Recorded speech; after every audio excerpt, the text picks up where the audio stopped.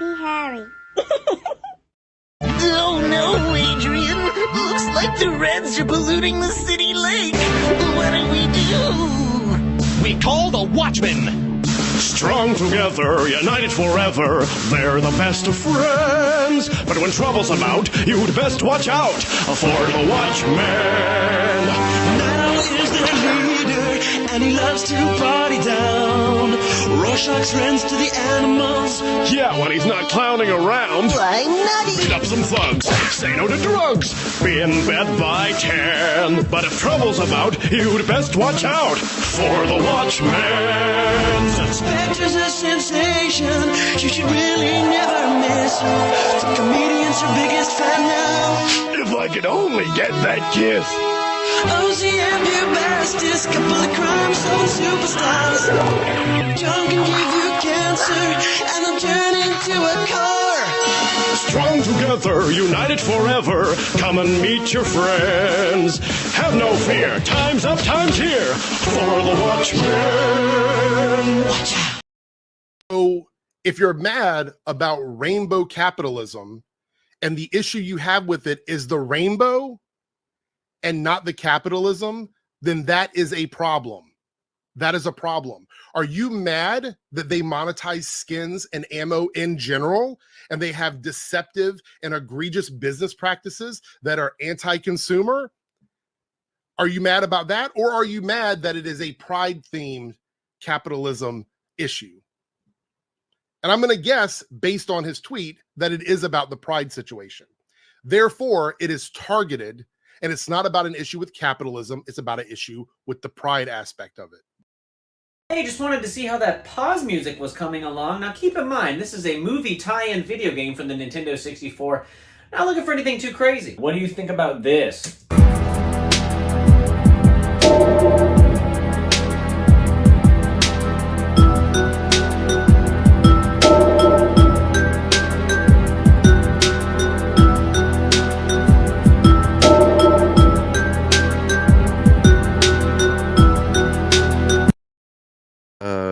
Hopefully he gets clean and whatnot, and hopefully along with that, hopefully he is not able to practice law, and hopefully this is going to reduce any influence he has in people's eyes as being some kind of legal expert, because although he may know a lot of legal things, he doesn't seem to have a morality that I respect or think is valid. So somebody was saying, I think it was Reggie, Sketchy Got Hands, was saying in the server, our Discord server. What do you say? He said libertarians are a unique kind of people. He said, let me rephrase that. That he just doesn't want Rakita to judge people for their legal sexual appetites and recreational use of drugs. Yeah, that's it. I mean, he's judged people for all kinds of shit. Definitely, I've seen him say something about people using drugs before. And as well as, look, man, these people very often are doing the exact same thing that they're judging people about and talking shit about. Very often. But what I said to that was that libertarians, the only thing they believe in, and this is, you can take this to the fucking bank, man. Don't trust them. Somebody self-identifies as a libertarian, or they just kind of like generally have that set of views about things.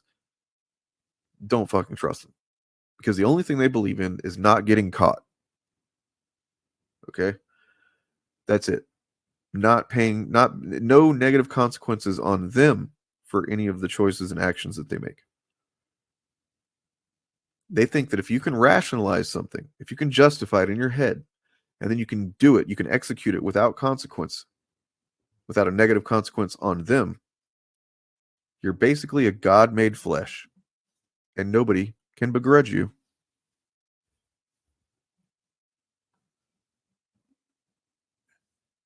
And that is a shitty way to live life, man.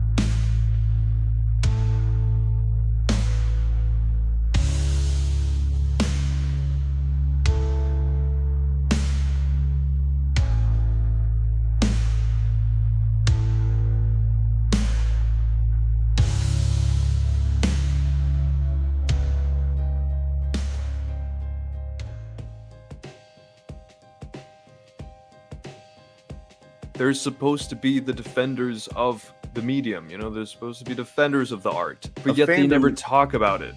Fandom is a community, and a community, they're defined by people contributing to the health of the thing, right? Yeah. Like as far as like building up the numbers, being good representatives of the thing, making products that fan art and stuff like that. Like all of that is exactly what a fandom is supposed to fucking do, and like encourage other people, to do content, just based on the inspired for inspiration's sake, not inspired because of spite. You know what I mean? That's the only product that you end up getting out of this. And it's like, considering how large these fucking numbers are that these channels get, you would think there would be more possible than just a few short films of bullshit by that Epicverse is apparently gonna maybe do someday. There should be more art coming out of these communities if they were actual fandoms. Haha, got it. Damn, nice. I didn't even do that on purpose. That just comes down.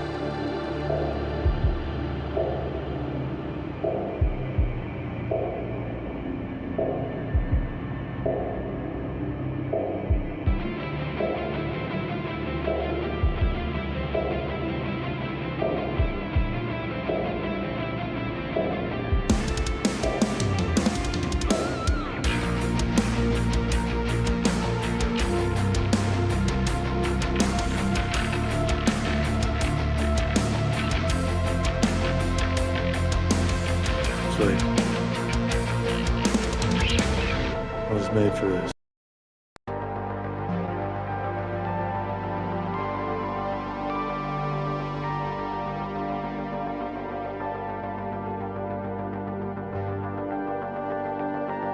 Won't somebody please think of the children? The only way that you can really stop this kind of thing is to arouse public opinion. It's very upsetting. It has a bad moral effect. Forced adversity.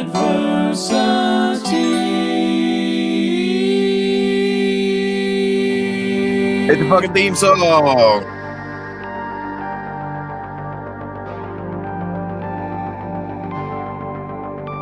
Ask yourself, what's more terrifying, fear or the frightened? The facts of history and the aggressive impulses of an evil empire. Bad, B-A-D-D, bothered about Dungeons and Dragons. Up yours, woke moralists. Socialism has spread the shadow of human regimentation over most of the nations of the earth. And they're pushing identity politics with this. They 100% are. How do you think homosexuals reveal themselves? And the shadow is encroaching upon our own liberty. I think there ought to be a law against them. Tonight I'm going to show you why. Welcome to the FAP. Nancy used to do that for me. Handsy Nancy, I called her. Hell yeah. Handsy Nancy. Welcome to the FAP. Nobody's ever done that for me. I wish somebody would. It'd be nice. Never been kissed, never been fapped. But I know who can relate to that is Morgan. I have been fapped. Oh, sorry. God. All right. Yeah. Well, I'm the odd You're one out. missing a lot. You're missing a lot. Missing out on some stuff, I guess. Yeah. It's a good time, that fapping. Hello and welcome, everyone. This is the Force Diversity Podcast, and this is me attempting to do an actual intro instead of just kind of lazily hey, what's going on? How you doing? How you doing? Like I normally do. With me is my lovely co-host, Morgan. Aw, thank you. And also Gordy's here too. You can't Gordy. see any of us, so What's Gordy's opinion on the FAP? Well, I mean, he likes it. He likes it. I think he wants us to do an episode on how there's that thing where everybody tells you whenever somebody's pregnant, they're like, oh, you got to get rid of the cat because the cat will, some people believe that cats cause SIDS or something like that. I guess. Huh. I don't know. Interesting. Some weird stuff. There might be something true to it. I don't know, but it feels to me a bit like a little bit of a panic type situation. Yeah. But it might just be true. So who knows? Just look, if you're pregnant, get rid of your cat. That's all I'm saying. Or get 5 of them. I don't know. Yeah, don't take cat advice from me. I'm stupid allergic to cats. So you know what's funny? I'm fucking allergic to cats too. And I had no idea about that until I got Gordy. I've had cats before, but never one that has such thick fur. And I guess he just naturally produces a lot of cat dander. Okay. And so like I remember the first time that I noticed it, I was like, I thought I was gonna die. I was like watching fucking Mandalorian or something, and just sitting with Gordy in my lap, and I was petting the shit out of him for quite a while, you know, and then I must have like touched my mouth with my finger or something a little bit later, and my throat started closing up. Oh, fun! Yeah, and I was you like, didn't have anything in the house I for just it. kept doing these little, and I was like, what the fuck is happening to me? And I look it up, and it's like, basically one of the first options that came up on Google was something about an allergic reaction. I was like, do I? Because I'm not allergic to shit as far as I know, but I guess I'm allergic to, and it's true. Like he gets in my lap now, and he knows too that he has like a 5-minute window before it's just gonna be too much for my nose, and like my face starts feeling like it's covered in fur and itchy and shit. Yeah, and it's kind of crappy. I feel bad for the guy, but meow. All right, who we got in chat? We got some folks. We got the Mr. Fizzurst, Screwface Capone, Joker. Yep.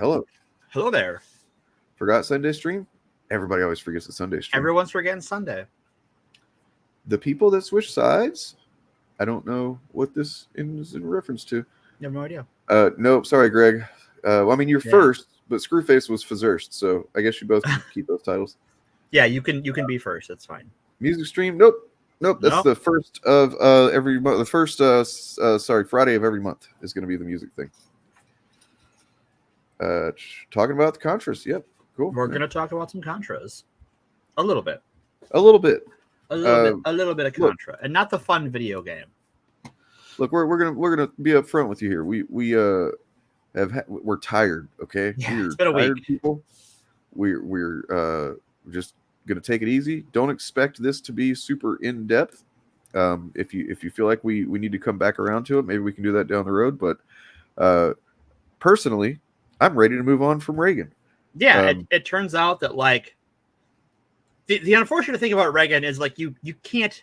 We've done 3 episodes on Reagan, and I simultaneously feel like I've talked about him too much, and not enough. Yeah. And not enough. And well, I think that's why like today we're going to do a little bit of talking about kind of around him, maybe. Yeah, it's a bit of a sidestep, at least the part that I'm going to go into a little bit, and that's the just say no of it all. Yeah, Reagan the actor. Yeah, Reagan. Yeah, that's the guy. He went on to be in government after a while, though. It turns out, yeah, he had a couple of government gigs. It's crazy. Speaking of government gigs, check this out. I'm talking about. I think your fake eyelashes are messing up. No, ain't nothing. Hold on. Listen. Order, Mr. Chairman. That's beneath even order your getting order on your committee. Order. That is absolutely unacceptable. How dare you attack meeting will the suspend, physical meeting will appearance of another suspend. person? Are your Move feelings hurt? her words down. Aw. Oh, girl, baby girl. Oh, really? Don't even play. Baby girl? I don't think we are so. going to move and we're going to take your words down. I second that motion. Ms. Green agrees to strike her words. I believe she Chair needs to apologize. recognizes No. Mr. She Perry. needs to apologize. Okay, hold on. Then after Mr. Perry's going to be recognized, then Ms. Green I'm not still has 4 minutes and apologizing. 21 Well, seconds. then Okay, you're not reserve the right to striking your object. words. I am You're not not apologizing.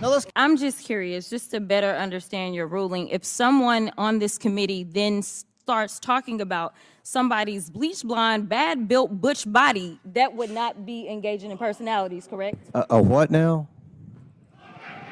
Chairman. Got him. Holy shit, man. I don't know if you've what checked a out badass. Miss Crockett yet, but she's kind of like everything right now. Yeah, seems like good people. She's constantly got like this is one of the most recent clips that I've seen of hers going around. But like she definitely knows how to use social media, and she knows how to get she knows how to speak fast and include lots of facts in the short amount of time that she speaks, and it's fucking awesome. Yeah. Yeah. That's I'm like, whew, I got the vapors from that. That was. Is that the first time you've seen her? Yeah, that's the first time I've seen her, and I'm like, God damn. This one's a little bit more of like this one's a kind of a sweet tooth type clip. A lot of the stuff that normally I see from her is like there's substance, and she's like tearing apart the hypocrisy of Republicans for like specific policies and stuff like that. Mm-hmm. It's pretty great. I'm gonna have to look into her more because whew. That's good. That felt good. Yeah, Crockett. I mean, honestly, I think Crockett fucking runs circles around AOC at this point. And AOC's pretty good at it too. She is. But I mean, I don't know. She's just whew. All right. Anyway, that's not related to anything. Just had it, wanted to look at it because I respect it. Thank you for sharing. Yeah. So, who all in the? Raskin's your rep. That's pretty rad. Nice. Raskin's pretty cool. Generally, from what I know. have one of the shitty Wisconsin reps. So. Oof. So who all who all watching? Not just in chat. If you're watching and you're not like chatting, you should. Yeah, hop in chat, say hi. Let me know in chat. Let us know if you participated in either the Just Say No program or the Dare program as a kid, or I guess as an adult, maybe. I don't know. So I can tell you, I'm pretty sure that I did not do any Dare related things. That's really interesting to me. Like, I just assumed that everybody in our kind of age window would have been made to do that stuff. Yeah, a lot of people like around my age, both younger and older, did it. Like, I think my younger brother's class did it, but like we never did it, or at least that I remember. But like, I'm pretty sure we didn't.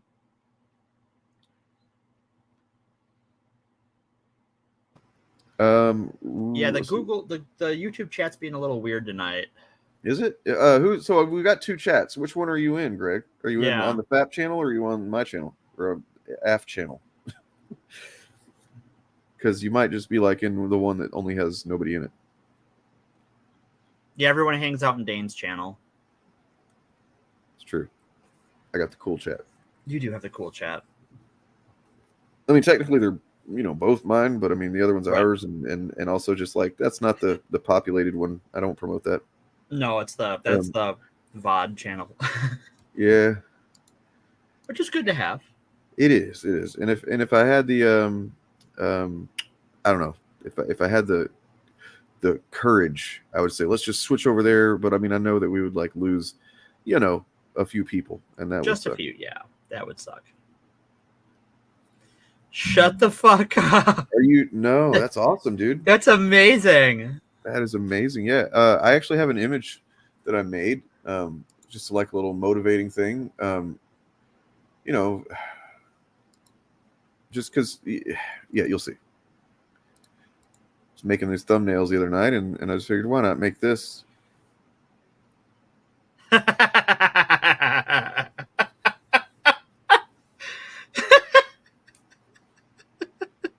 I appreciate it's on the FAPcast background too. Yeah. Well, I was in the Oh, that makes me so happy.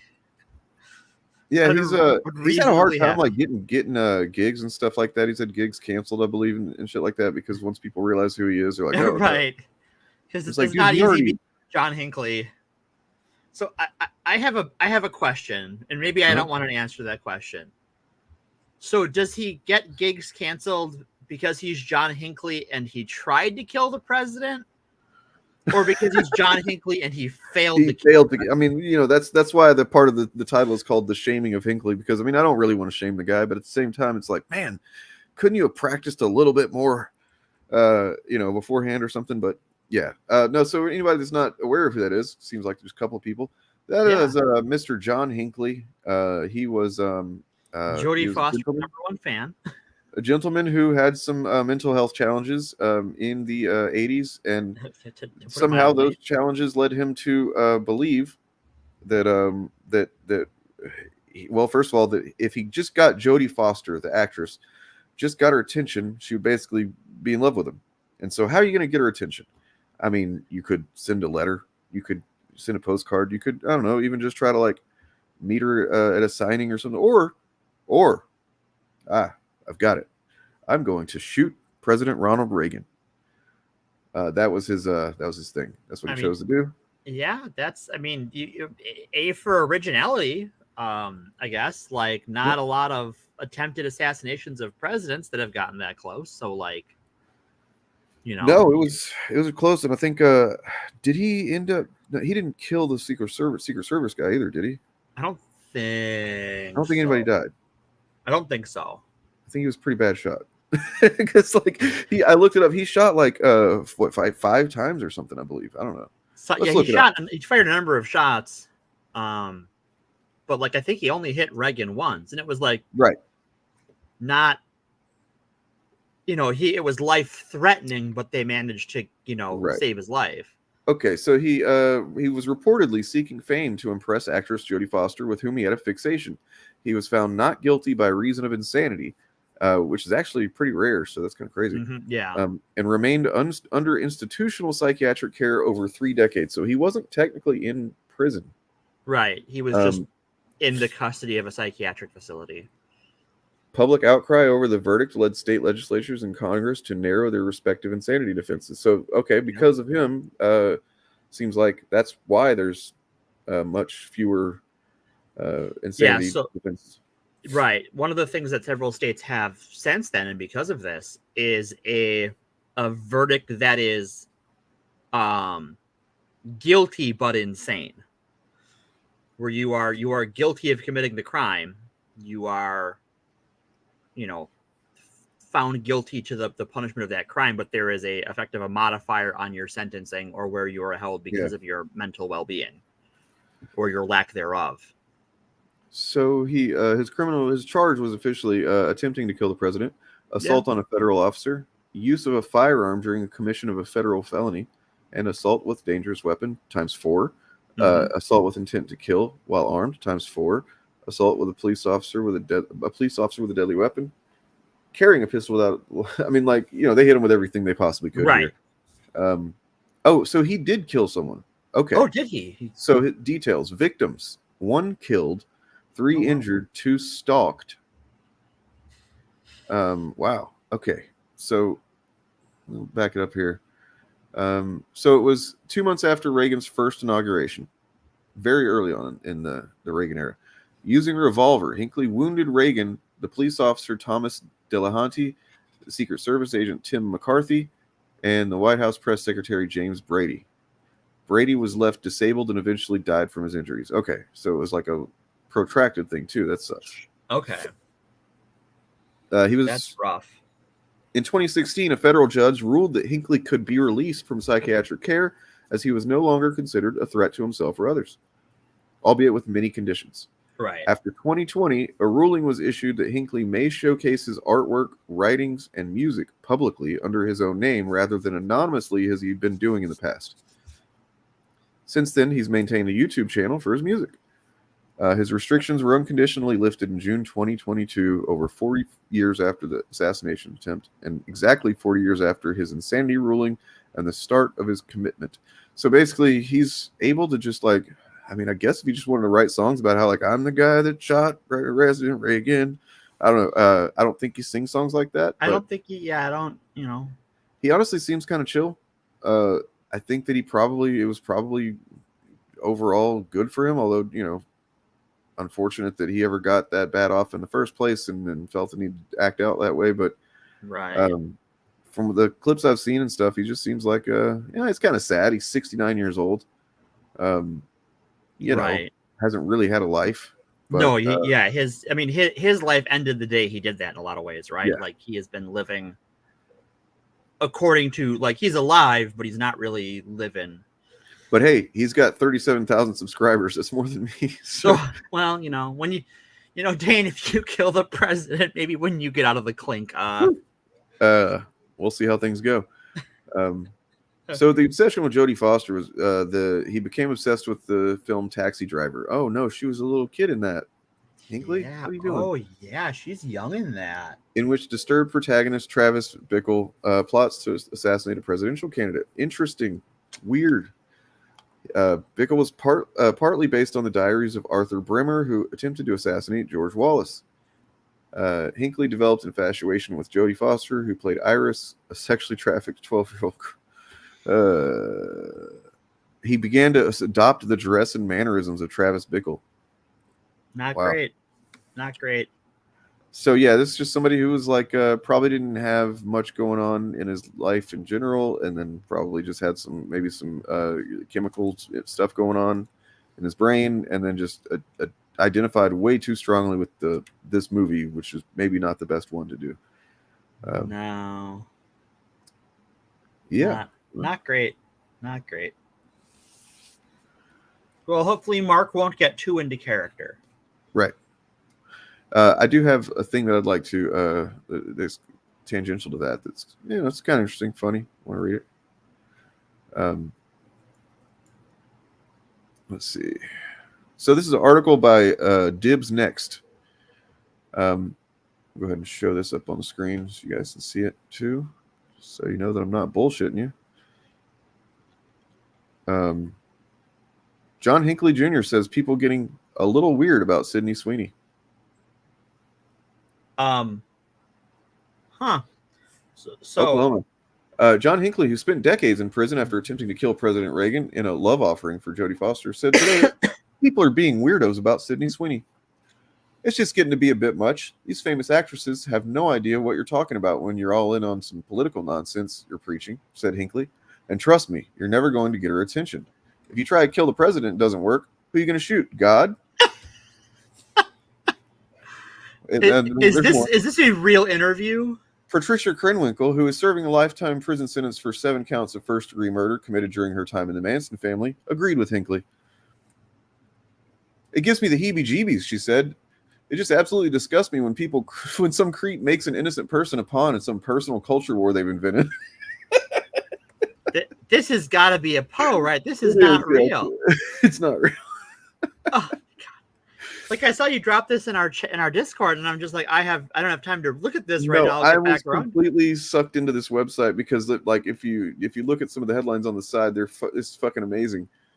Idiot thinks people will care about when he Fallout whenever he watches it next week. Has time watching it. God, yeah, like because Eclipse canceled after Piccolo fucking exploded. Yeah, I didn't look at the headlines at the side. But now that I see them, I'm like, oh my gods. New law requires British filmmakers to pass tests before making movie about American politics. Look, if there is one country, amazing. Doing prequels is pointless. You already know what's going to happen, says man who will one day die. Sorry, go ahead. What was you say? If there is one like Anglosphere country that shouldn't get to talk about like whose government is fucked up, the UK's government is fucked up. Right. Yeah. Y'all crazy over there. Let me read the last part of this one though, because it's pretty incredible. The actress herself had little to say about the matter. I don't talk about online, Sweeney said. That'd be like sprinting into a tornado. To his credit, Hinckley says he is a fully reformed man. I watched all of True Detective season 4, he said, smiling proudly. I thought it was only okay. Oh my gosh.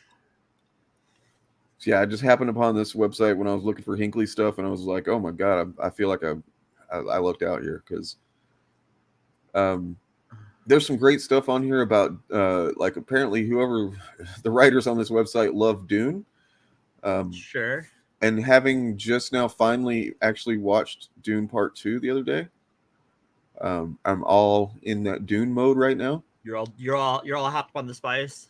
Have you ever read any of the Dune books? I have, yes. Okay, so this article, this headline might catch you then.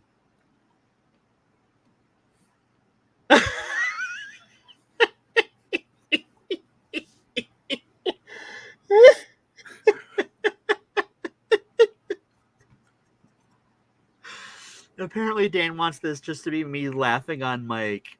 Oh my God. So first of all, congrats on the success of Dune Part 2. It seems people are really liking it. Thank you. I really think people are craving these big explosive films with giant set pieces and huge battles. With that in mind, how are you feeling about your upcoming Dune Part 3 adaptation? Well, obviously, we have some terrific source material to work from. I haven't read Dune Messiah yet, but I'm so hyped to see all the crazy action in that book. Are you joking? No? Why? I'm sure it's dope as hell. Yeah, I'm sure it's fucking dope as hell. I mean, the way the last one ended, they're going to be going to conquer the galaxy, right? But you're aware that it starts 12 years later, right? After the shot is over. What? Yep, it is just a book of people talking. Dialogue is for losers. A really cool one with a girl fighting a training robot. Oh yeah, that scene is dope. She's only 15, but she fights like 10 robots at once, and she's completely naked the whole time. You've got to be fucking kidding me. Oh man. I mean, like this is like super nerdy fucking. This is so fucking nerdy. Yeah. Thank God. At least I won't be worse than working on Dune Part 1. I never want to work with Jason Momoa again. I was so happy when I killed off his character for good.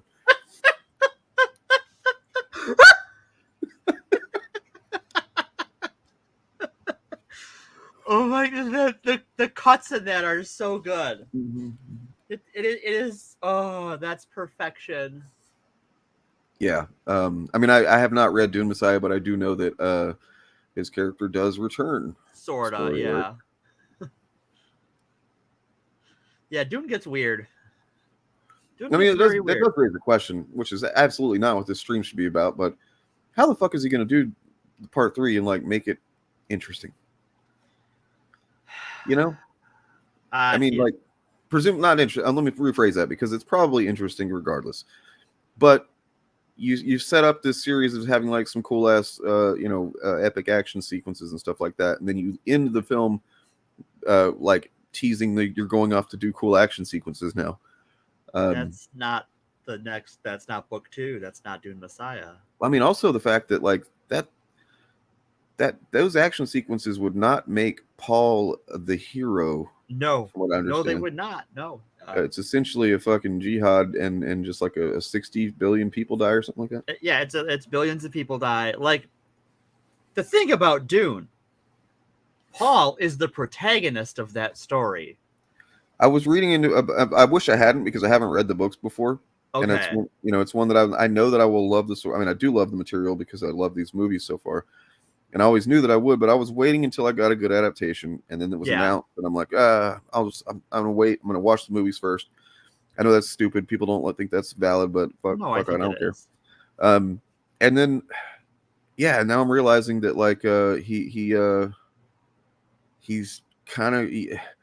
What it seems like is honestly, and this maybe we could just have a discussion about this sometime because it's kind of a big topic. It takes place and has so much. The stakes are so large in the story, right? And over such an expansive period of time that it almost makes it impossible to be a hero, a pure hero or pure villain, right? Because choices are made that basically just like split. They're good for some and bad for others, kind of thing. Right. Like Paul is the protagonist of that story, but he is, while he may have heroic moments in like the Greek mythology sense of the word, and how we think of a hero today, he is not a hero. He's a war criminal. Well, I mean, but then I was reading, I don't know how true this is, but I was reading a Reddit, thread that said, they seemed to know what they were talking about. That apparently the future that he ends up choosing to do basically or whatever, like out of the possible futures that he saw, is the best one. Like that was the best possible outcome as far as like the fewest people dying and like the longest lasting, I don't know. Sure. And it's like at that point, like, I don't know. But I don't think he sees that until until later in his life. Like, I don't think he knows that in Dune. Okay, fair enough. No, I don't think he does either. But yeah, he's already been up to some shit before, like. So yes, after the consequences of his action, like eventually, yes, there's a plan to like do the least amount of harm, but also I just know that like I experienced it in real time as I was watching the movie. Like the moments that would happen where it's like very well executed, where I'm like, oh fuck, wait a second, like because the first movie I didn't even question that he was going to be the hero really at all. You know what I mean? Like in the second one goes along, I'm just like, wait, but okay, but he's actually a product of manipulation by some pretty insidious forces, and like, wait, and he's actually going to go through with this now, and oh no. You know what I mean? Like he's actually gonna fucking get these southern extremists to follow him. Wow. Right. Okay. Yeah. Yeah. Anyway. Yeah, like Dune. So I forget when his kid takes over, but his kid Leto and Kevin J. Anderson take over after the writer passes. Mm-hmm.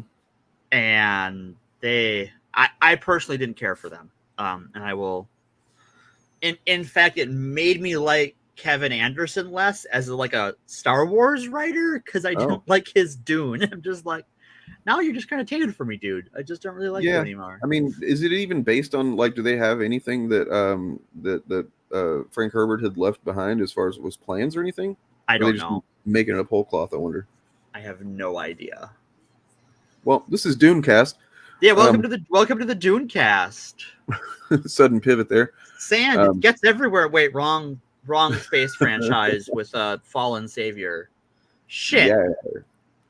Speaking of which, I have a message for Star Wars fans out there. Mm-hmm.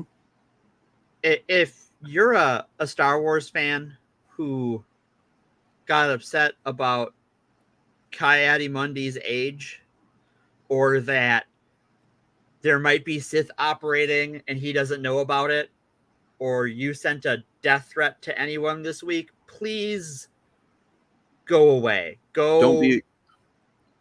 Unplug your internet connection, throw your computer into the nearest body of water, and go away.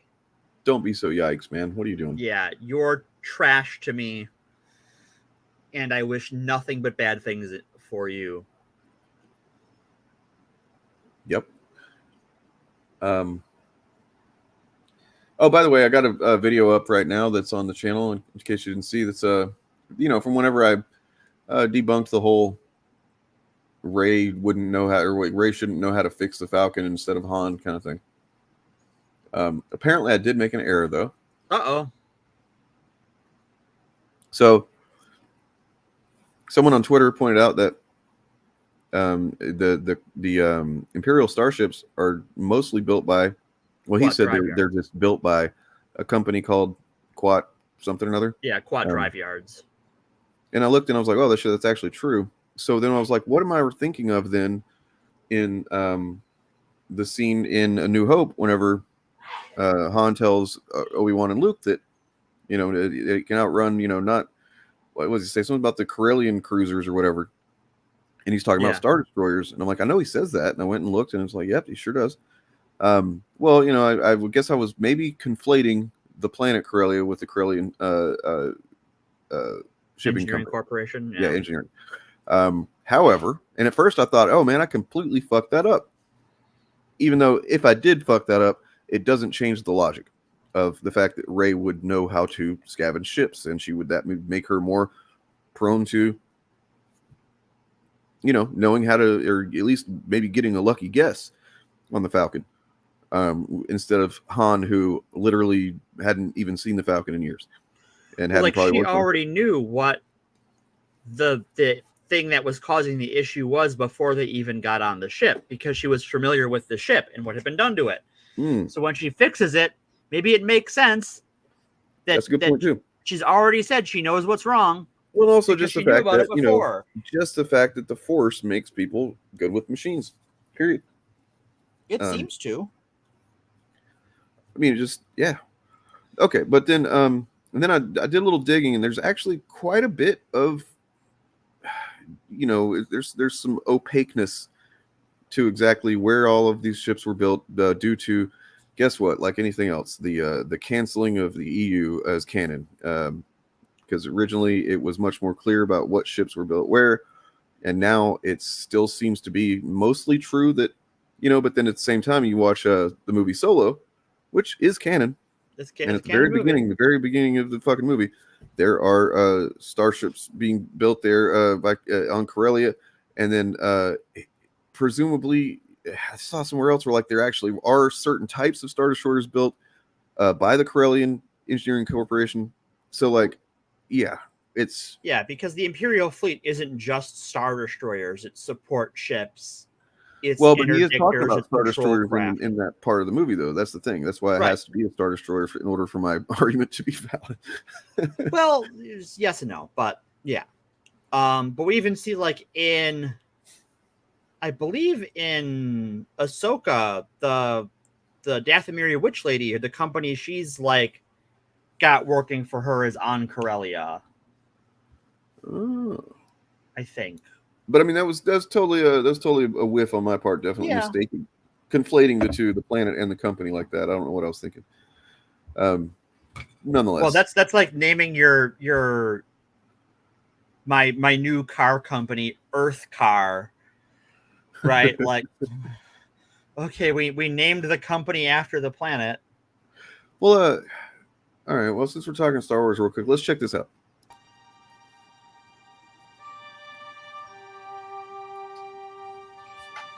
The new Cope. Oh, this is Hippoclip, isn't it? Yep. Hippoclip. And these blast points, too accurate for sand people. Only Imperial stormtroopers are so precise.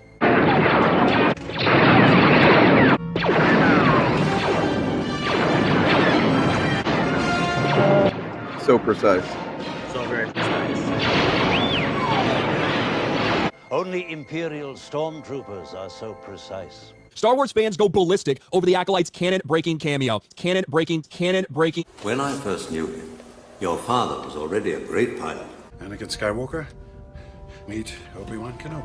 It's arguable that can still be held as true because he was one of the pod race. You know, you technically pilot the pod racer. So right. And you know, he could also just base it on the fact that the kid fucking blew up made the robot army go boom or whatever, accidentally while doing a flip or whatever. Yeah, try spinning. That's a cool trick. How did my father die? A young Jedi named Darth Vader helped the Empire hunt down and destroy the Jedi Knights. He betrayed and murdered your father. I am your father. Canon-breaking. Do you remember your mother? Your real mother? She was very beautiful, kind, but sad. I have no memory of my mother. This is one that stood out to me always. Yep. It was like they had this whole conversation about it was like, okay, Luke makes sense. I don't remember my mother. Yeah, because your eyes weren't open yet. Right. Also, canon-breaking. I always found it funny that Padme was just like, here's these two names out of my ass suddenly. I also like that she's been on like the Hell Planet. She's been on Mustafar, and her makeup is still perfect. Oh yeah. Like that is some fucking good space makeup. Where do I get that shit? Yeah.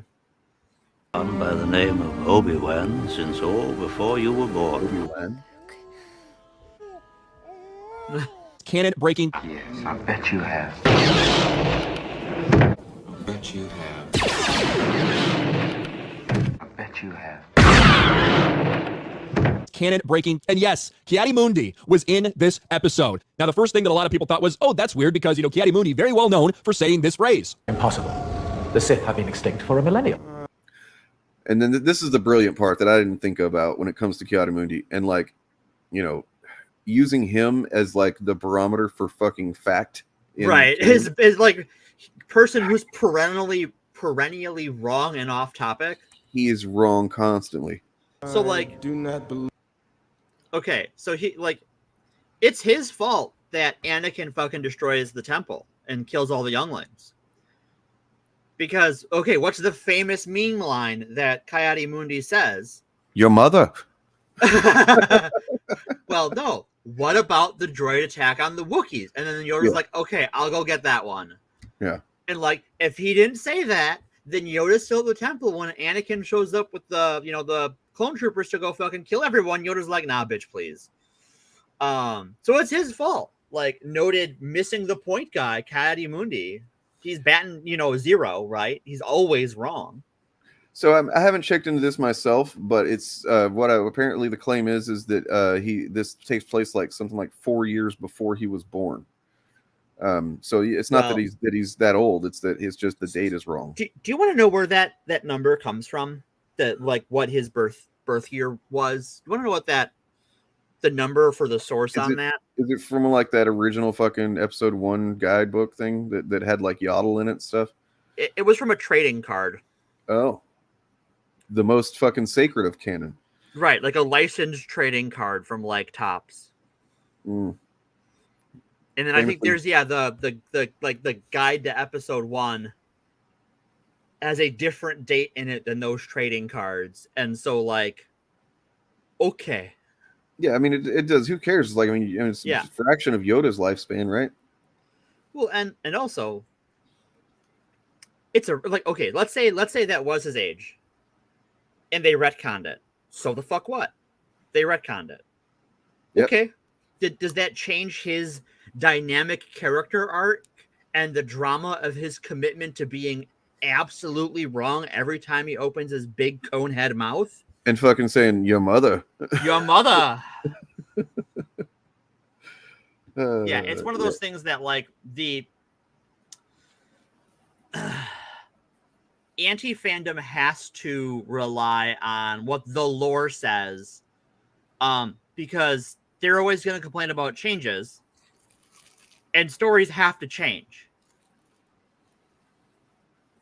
They have to. Empire Strikes Back changes the canon, changes the lore of A New Hope. Return of the Jedi changes the canon of that. They wanted government. They once got Mark McGuire's birth date wrong. Topps trading card. They had to government had to reissue a new birth certificate. Jesus Christ. Yeah, that's how reality works, guys. Let's see what else is here though. I believe the Sith could have returned without us knowing. Somehow the Sith returned. I think the Count Dooku was behind it. He is a political idealist. Oof. Not a murderer. Surrender, and your lives will be spared. Impossible. You keep using the word. I don't think it means what you think it means. Ki-Adi Mundi, very well known for saying this phrase. Impossible.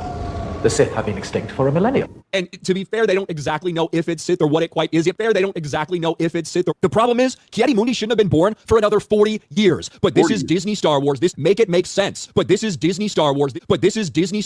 The problem is, Ryan Kinnell, you shouldn't have been born. Damn. Star Wars. This is Disney Star Wars. Disney Star Wars. Make it make sense. Super funny.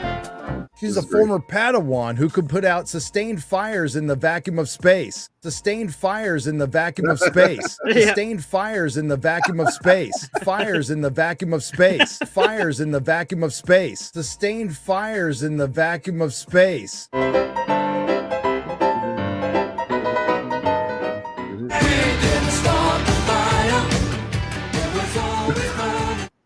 Okay, I have to say, the timing on the music playing when Akbar turns and looks at the camera as the fire is jetting out of the executor is like, the timing is perfect. So excellent work.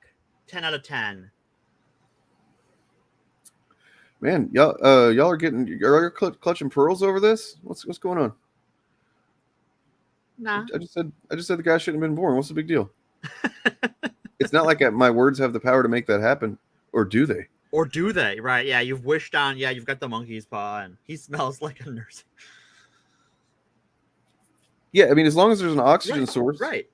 It can be a fire. Yes, yeah, that's the thing. They act like it's just like magically impossible for a fire to ever exist in space. You know, it's like, well, no, it's not really that. It's just it would disappear pretty quickly. Tane has the Death Note. I hate that. I hate that anime. Just saying. Like, that's one of those animes like, oh, you must like Death Note. And I'm like, I will kill you. And not with a Death Note, because that's dumb. I'm just going to use this pen in your ear. I saw the Netflix movie. I imagine it's about the same thing, right? I have not watched the next Netflix movie because I didn't like the anime. So why would I watch the movie? Don't know.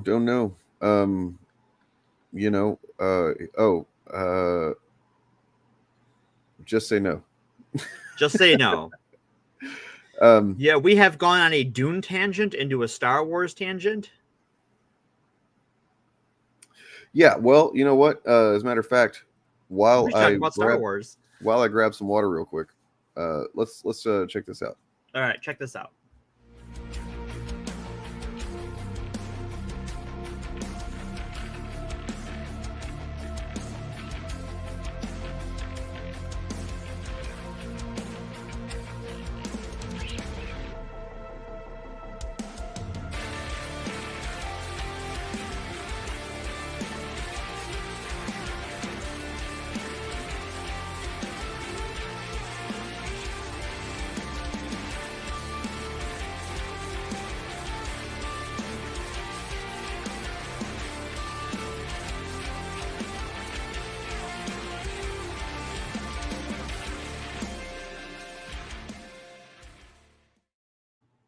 Cool stuff. Cool stuff. For another couple of days, by the way, you get 25% off all orders. Woo! And I got a couple of new designs up there. You should check them out. Yeah. Is that linked in the down below? It is. Definitely is. Sweet. You know who Star Wars I would like to see, Gina, is the guy who directed Godzilla -1 said in an interview he wanted to do a Star Wars, and I'm like, just let that guy do whatever. Just like whatever he wants. Just do it. Let him do it. He sure is. You know what? Okay, so he really is. Star Wars talk. Okay, the other night on the old the fucking flaming shitball that is Twitter. Yep. It's on the way out. You can't even see people's likes anymore. I can't even get images to load on Twitter. Oh man. Well, some dude made the claim that, I guess, because there's a whole discussion from anti-fans who are like, they should give it back to George Lucas. Well, for one thing, if George Lucas wanted it back, he would probably be able to get it back because he's literally on the board at Disney. Right. I think he's just too busy counting money to worry about it. He got kind of a raw deal from the fans, and he's just like, he's enjoying his not being directly connected to it, I think. Nonetheless, some dude was like, somebody said something about, you guys say you love George Lucas now, but fucking people hated George Lucas back in the day. It's true. And this guy's like, no, nobody ever liked or disliked George Lucas. Everybody, oh my God. And I was like, dude, there was literally a documentary made about this shit. Have you ever seen that? People versus George Lucas? Yeah, People versus George Lucas, yeah.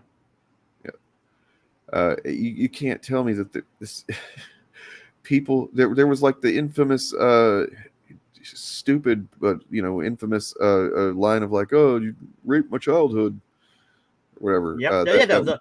The whole rape my childhood thing originates with people complaining about the fucking prequels. Yep. And that's essentially what these guys are doing, just a slightly more sophisticated layer of paint on top of it, right?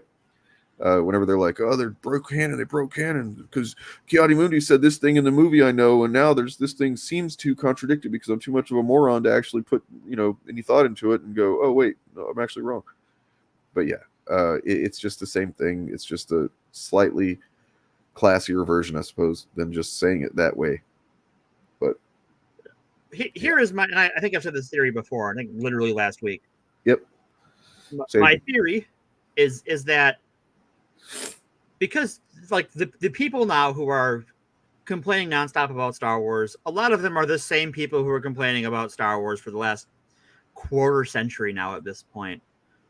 So like, yeah, George sold it to Disney, and this is a prison of his making for these people. He is watching them suffer while he rolls in the money. Because here's the thing, that as much as they say, oh, Star Wars is ruined forever, Star Wars is dead, they keep fucking watching it, right? Sure.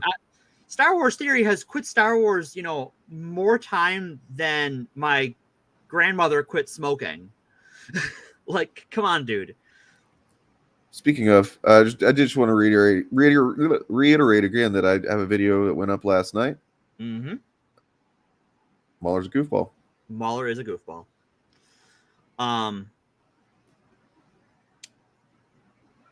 But like, what? Now I lost my train of thought. I'm sorry. I shouldn't do shameless self-promotion. You fool. All right. So, yeah, Lucas has his money, and he is happy to let these guys suffer in this prison of his making, because all they have to do if they're really suffering that badly is do something else, and all of their misery goes away. All of it. All of it. You're choosing overnight, as if by magic. And then if you like stop liking Star Wars, there's so much EU shit. They can go back and read the EU and watch the original trilogy till they're blue in the face, and that's good for them. And people do that. There's a lot of Star Wars fans who that's what they do. They fucking love the EU. They don't like the new stuff, and they're like, well, shit, I have lifetimes of Star Wars stuff that I do like, so I'm just gonna enjoy that some more. But these guys, they have to watch it. They have to.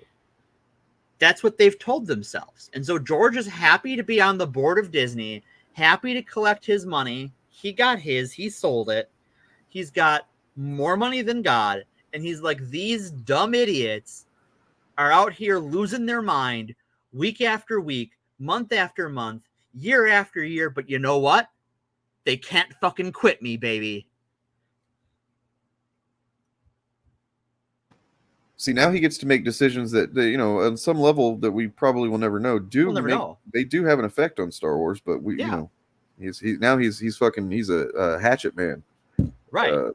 The best paid hatchet man ever. Anyway, so I got a couple of comments from Mahler fans. They're very constructive. Are they? Yeah. So there's this one that let me see. This one in particular, I found it really helpful. Just find that shit. First of all, Bob. First of all, while I was looking for an image of Han Solo reacting with a goofy face to Rey having bypassed the Mahler drive or the Mahler compressor. Let's see. I found an image that I had never seen before of Han Solo from the originals. And it's like, if it wasn't so low res, this would definitely be in my goddamn thumbnail. But like, what is that? Wow. That is a face. It kind of looks like fucking Bill Hader. A little bit, yeah. It's like, yeah. Anyway, but there's that. So let me show you this comment now, because guys, I mean, look, this is the kind of stuff that, as a YouTuber, you sometimes get some really crappy comments, and people can be really, especially doing what I do. You get some unhelpful. There are some people who have some things to say that aren't particularly interesting or useful. So when somebody like this comes along, I'm just like, whew, thank God for Mahler's audience. Because I guess that's, the only place you're going to find some stuff like this. You really think you're being funny with that fucking pick? You've never been a fucking fight in your fucking life. Nobody's ever kicked the shit out of you. What the fuck? And first of all, not true. That's true. That's a bad. Both of those things are not true. I've been in a fucking fight a few times, and I've had my ass kicked a couple of times. I mean, I don't know that I still believe it anymore, but back in my more, I guess, toxic masculinity type of days, I used to say that, a man needs to have his ass kicked and kick somebody's ass at least once in his life. I don't know if that's true. I don't know if that's. I don't think that's true. Having been in some fights, I don't think I gained much from getting in some fights. So when are your balls going to drop? Is another one he left. Same guy. Wow. All right. And to that I was just like, okay. When do you think they drop, man? Like, unless you're like my older brother, who one of them didn't descend, and he had to kind of have it, worked along whenever he was like 13 or something by a doctor. Shit happens. It usually it's supposed to happen within the first 6 months, and it's like, you think that's like an insult to masculinity, don't you? It's literally just an insult to babies. Kinda, yeah. You're not wrong. And I don't know what's going on with the rainbow stuff. It's not to say that there can't be terrible people that are gay or trans or whatever, but like whoever this person is, regardless of their identity, is they're just kind of stupid. They're mixed up, and not like in a novel way. They're stupid in just the same boring way. Bent is a misogynistic slang term. I see. Ah, gotcha. Thanks, Lucifer. They're probably catfishing. I would not be surprised if they were catfishing. Seems like the type. Yeah. All right. So before we really officially get back into it, let's check this out. Speaking of, I thought I was going down. You are. Now. Why are you dressed so funny? Your insolent remark is an offense to my dignity. You should never question your betters.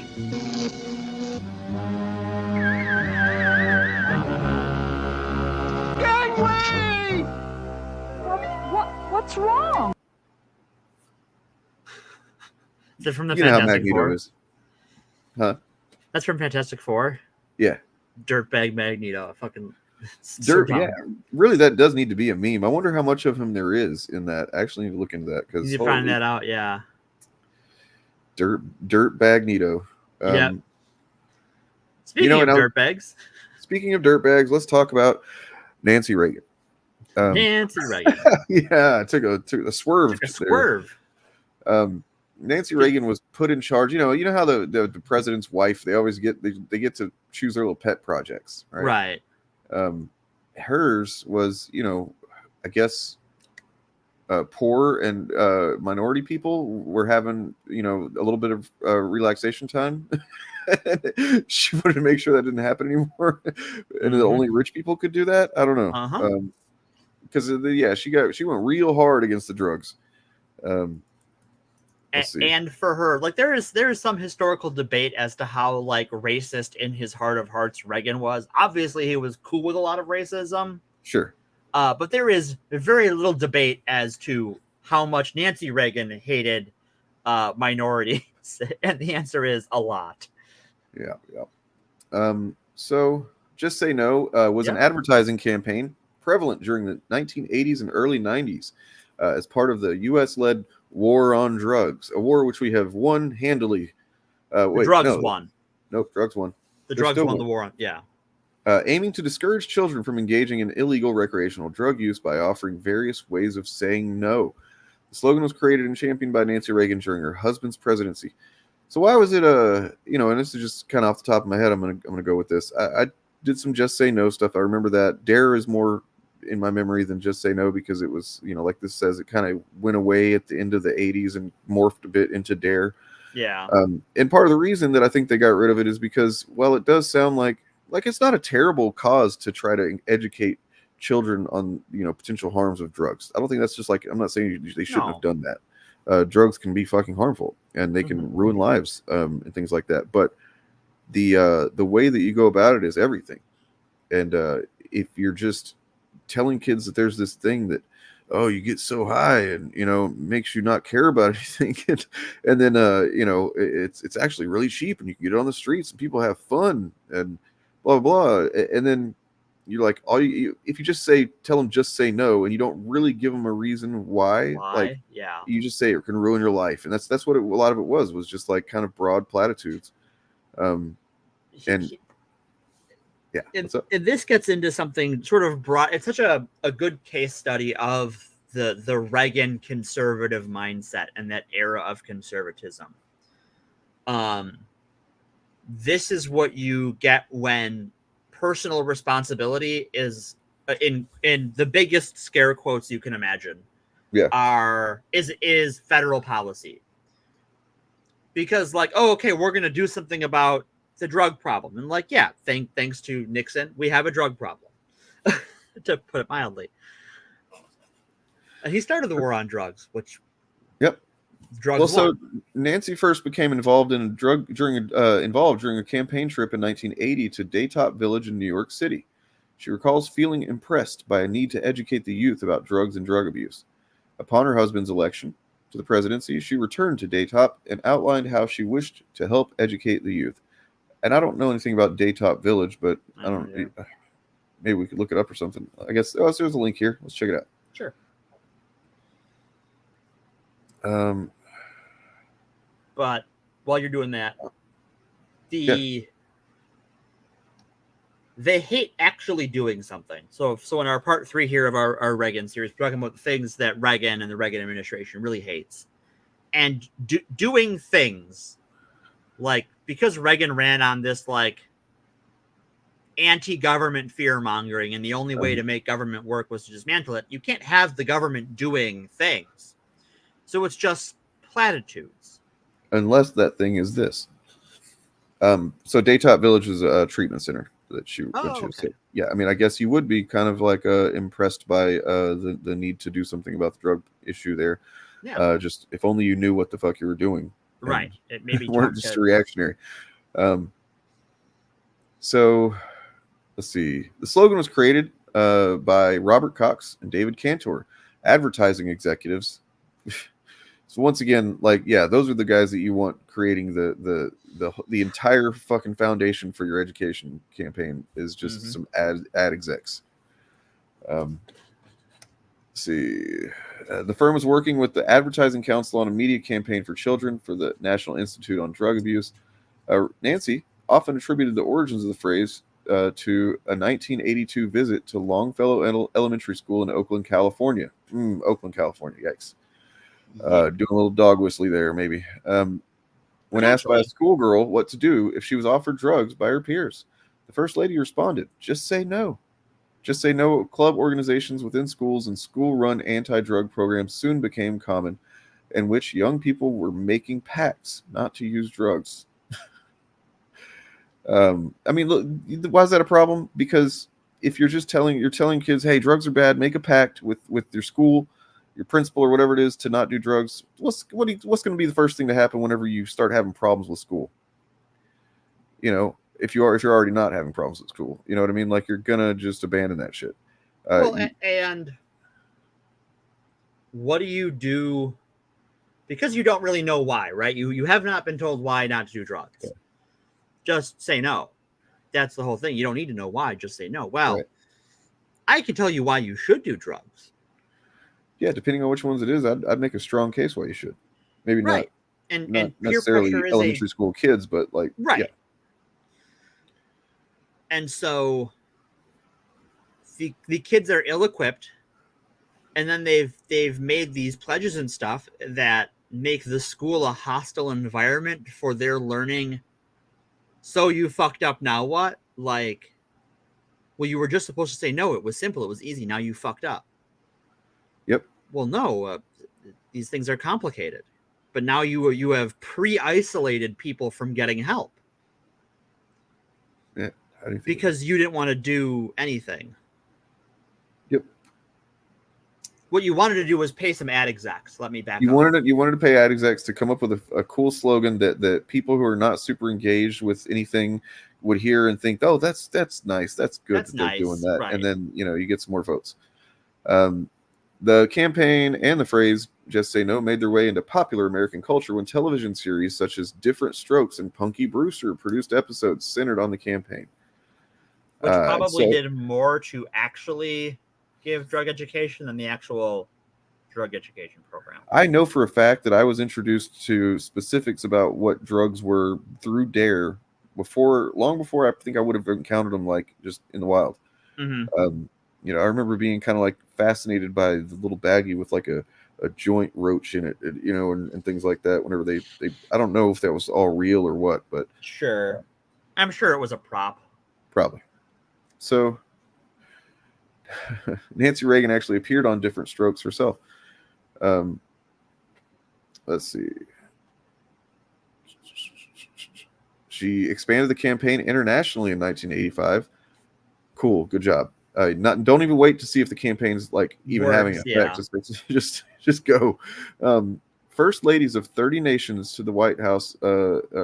She invited first ladies of 30 nations to the White House for a conference entitled "First Ladies Conference on Drug Abuse." Okay, she later became the first lady invited to address the United Nations. She enlisted the help of the Girl Scouts and various other groups. Parents. See. Okay, let's get to the effects. This is what everybody wants. Yes. I think.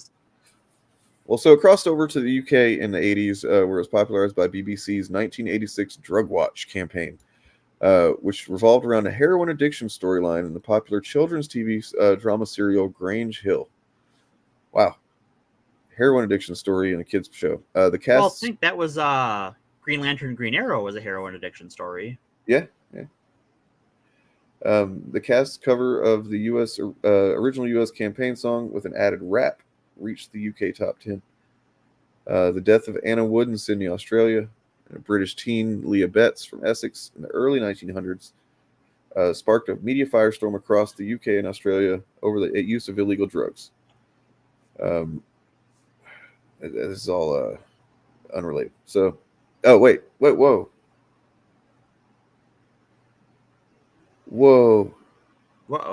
I'm sorry. I said mid 1900s. It's mid 1990s. I don't know what the fuck I was saying. That was like, wow, that's got weird. But no, so they, holy shit. Wood's parents even released her school photograph on a badge with the saying, "Just say no to drugs," placed on it to warn society of the dangers of illicit drug use. The photograph was widely circulated in the media. A photo of Betts in a coma in her hospital bed was also circulated in British media. Both teenagers died due to water intoxication as they drank too much water after ingesting ecstasy. Yeah. They did not die from the drug. They died from drinking too much water, I guess, while on the drug. And again, drug education should be about like what these things actually do. Yep. And not like how they're going to sell it to you and how it looks and how to recognize it. That just tells you how to get drugs. Nancy Reagan's related efforts increased public awareness of drug use, but extant research has not established a direct relationship between Just Say No and reduced use. Although the use and abuse of illegal recreational drugs significantly declined during the Reagan presidency, this may be spurious correlation. A 2009 analysis of 20 controlled studies on enrollment in one of the most popular Just Say No programs, DARE, showed no impact on drug use. The campaign drew significant criticism. Critics labeled Nancy's approach to promoting drug awareness reductive, arguing that tackling the issue of drug abuse required a more complex approach than simply encouraging the use of a catchphrase. What? Right. It turns out, a platitude does not solve problems. In fact, 2 studies suggested that enrollees in DARE-like programs were actually more likely to use alcohol and cigarettes. Journalists suggested that inflamed fears from Just Say No exacerbated mass incarceration and prevented youth from receiving accurate information about dealing with drug abuse and responsible drug use. Critics also say that the program contributed towards the well-seasoned stigma about people who use drugs being labeled as bad, and the stigma toward those people who are addicted to drugs being labeled as making a cognizant, immoral choice to engage in drug use. And that's a problem that literally carries on today, even though the biggest drug problems in America started in doctors' offices, like the pain med epidemic. Because we keep changing the name because now it's fentanyl, right? Well, I mean, it's a different chemical. It's a different opioid, but it's an opioid. It's an opioid. It acts on your opioid receptors, and it does essentially the same thing, except it's actually more powerful. Yeah. The fact that the Sacklers and stuff can be sued and like they're just been proven to make intentionally lie about the effects of OxyContin and stuff like that. Yeah. And then they just like continue to get to make drugs that are more powerful. There's something wrong there? Right. Well, and not only that, like down to the user level, like because we make drug addiction a moral failing. Uh-huh. Here's how most opioid addictions start in America. You are prescribed an opioid because you are injured. Yep. Probably through no fault of your own. The doctors are because doctors don't have time to know how every drug they prescribe works. They kind of have to trust their pharmacists and the drug companies to give them accurate information. And at one time, that almost worked. But now, so you have a limited prescription for an opioid, and it makes your pain go away. And that prescription might go on too long. And so you get addicted because that's how opioids work, is your body will need more and more of it. And I can if you're speak to this a little bit. I don't know that I've ever really talked about this, but I spent a couple of years with an opioid problem. Oh, wow. Over a decade ago. It was a problem in my hometown. My brother, my dad, several friends that I knew. It was I don't know if you've heard of a pill mill. Yep. But there were pill mills popped up in and around Houston area. And so what that was how that operated was my dad had real back problems for one thing. Right. He had multiple surgeries. He had like a rod in there and stuff like that. His knee was fucked up from work. So like he had real pain. My brother, not so much. So what they would do is go to these specific, doctor's office that are basically in like semi-abandoned fucking outdoor mall kind of situations. You go to this quote unquote doctor's office, but I mean it was a literal doctor was working there, a shady doctor, who would take cash and then you would you give him the cash, like $150 for the appointment. He'd go back in the back, and then they would basically be like, "What's going on?" He'd go, "My back hurts." They go, "Okay," and then kind of like, "Does it hurt here? Does it hurt here?" Okay, and then they would give him a prescription to 150 Vicodin, 150 Xanax, and then like 190 something Soma, which if you aren't aware of what that is, it's a muscle relaxer. Yep. And it's called the the Holy Trinity kind of thing. And then that's you go and you get the prescriptions filled for something like $80 or something like that total, right? And then you've got hundreds of dollars worth of product in your pocket for one thing. So it's not just that you've got these pills that you can get fucked up and die on or whatever. You've also got profit just waiting to happen. And then so everybody was doing this shit for a while. And I never went to the doctor myself, but every once in a while I started out. I had with back problems. I was working a lot.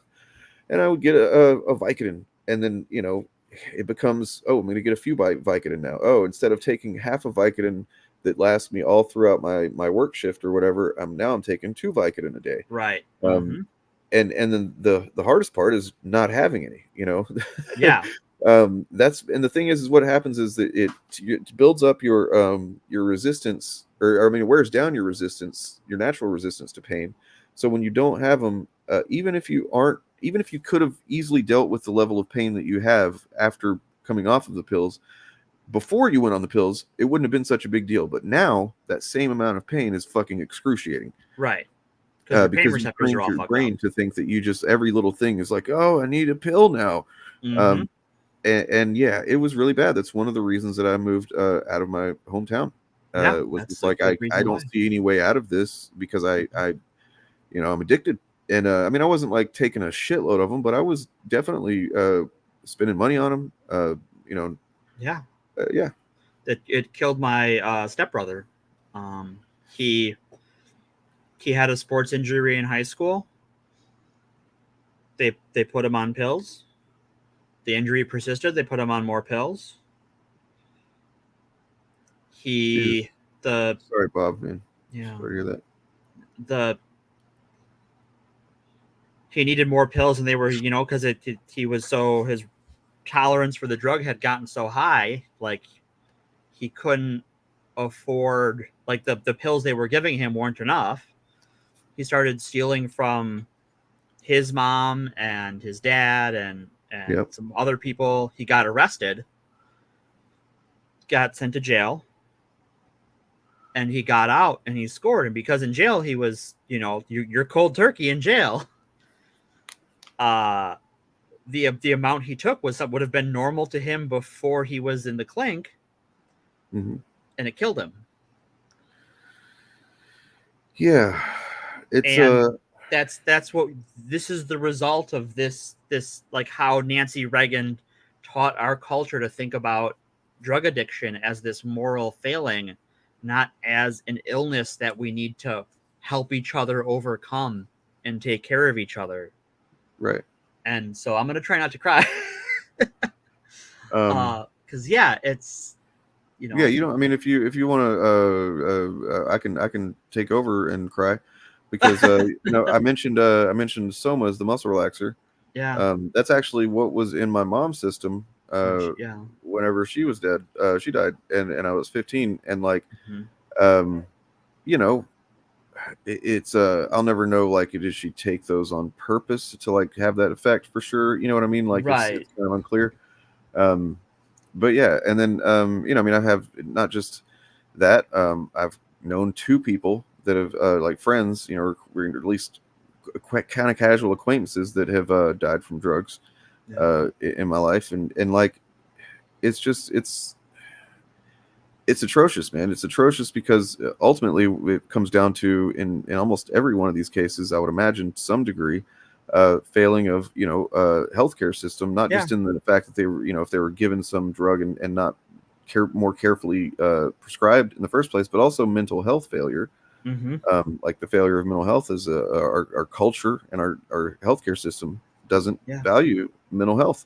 No, not at all. And it's totally, this is why it's like the empathy for addiction, you should have some, because fucking life is hard, and the society demands us to be unreasonably awesome in order to just survive. You know what I mean? Well, And yeah, like, and to be like, and I'm feeling this right now, like, my caffeine addiction is at the point, because I've been working for 12 days straight, 13 days straight now, and I've got more to go. Like, I'm just drinking coffee to stay awake. There's no upshot to coffee right now, and when I'm done with this, I'm gonna have to dry the fuck out. And it's coffee. It's fucking nothing. Like, that's having a toll on my mental health to have to drink this much caffeine to stay awake all the time. But like, I'm working my ass off. and like, I mean, I feel very fortunate that, like, I mean, I've said before, maybe that honestly, I have to give myself some credit, I suppose, for putting myself, to the committing to it. But like, honestly, the life that I've had, the life that the way I grew up, the environment, everything, like, statistically, I should probably be dead or in prison by now. And the fact that I'm not is because I was just happened to be lucky enough to be clever to go, wait a second, if I don't get out of this environment that I'm stuck in doing, repeating these cycles, then things are going to go that way. Right. And that's what I did. And like, it takes a lot of courage and a lot of guts. That's not easy. I did, I just got an email the other day from the transcranial magnetic stimulation place where I got that done in 2021. Which look, it cured my depression.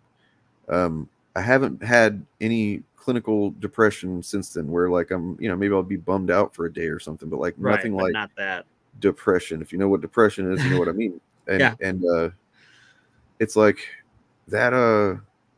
That's available, like, and it's relatively cheap. It's just that, of course, with insurance being what insurance is, and for profit, a lot of them don't want to pay for it. No. But I mean, I didn't even know that was a fucking option until I was 40 years old. Right.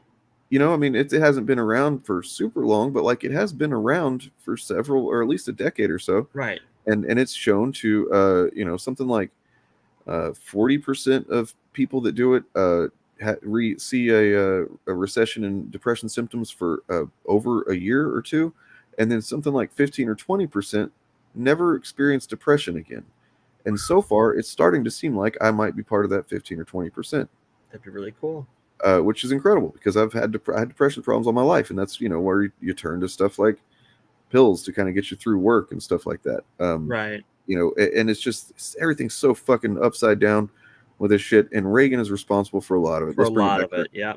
Speaking of which, we can change topics now on more things Reagan hates and Reagan fucked up. So this is part 3. This is our, like, what Reagan hates, but this is also just like why we fucking hate Reagan. It's sort of what it's turned into, but I like that. And real quick, I want to name off a couple of this list of here of the different programs under Just Say No. Sure. Above the Influence. Drug Abuse Resistance Education. Stop the Madness. Winners Don't Use Drugs. That's the video game one, isn't it? I have no idea. What do you mean? Like the one that plays at the beginning of arcades, like back that were made in the 80s and 90s. Oh, I don't. Yeah, I vaguely remember that, but maybe. Anyway, sorry. Where are you going with that? So, because so much of Reagan's drug policy is, and same thing is true of drug policy throughout the years now. At this point, it's just a dog whistle. Yes. And that's why, like, the sentencing guidelines for crack versus cocaine are so skewed towards crack being a murder level offense, getting caught with crack, whereas getting caught with coke is comparatively nothing. It is that one of the things the Reagan administration really pioneered in a way that it's just fucking gross, is how they got really good at coding their racism. This is where we really get this, as far as in the modern context, this like idea of urban versus rural as not just different places to live and different sort of life experiences, but these are the people in those places are forces that oppose each other, and that there is some natural enmity between the average person who lives in the city and the average person who lives in a rural area. Right. It really gets its start here. And well, I mean, I don't think that's accurate, but that's okay. Yeah, like it has been done before, but I think how it develops alongside the drug stuff. Yes, specifically. Yeah, like how it blends into that. Because like even Mussolini and Hitler both railed against the urban populations, right? Like in the degeneracy and so it was right. Yeah. And it's clever because and this is why Reagan did it, why those two assholes did it, is because there are people in urban areas who make life hard on rural folks, but those are called rich people. Those aren't your average person who lives in the city. The guy who's trying to buy your neighbor's farm is the guy who, is jacking up rents in the city. It's the same fucking rich people.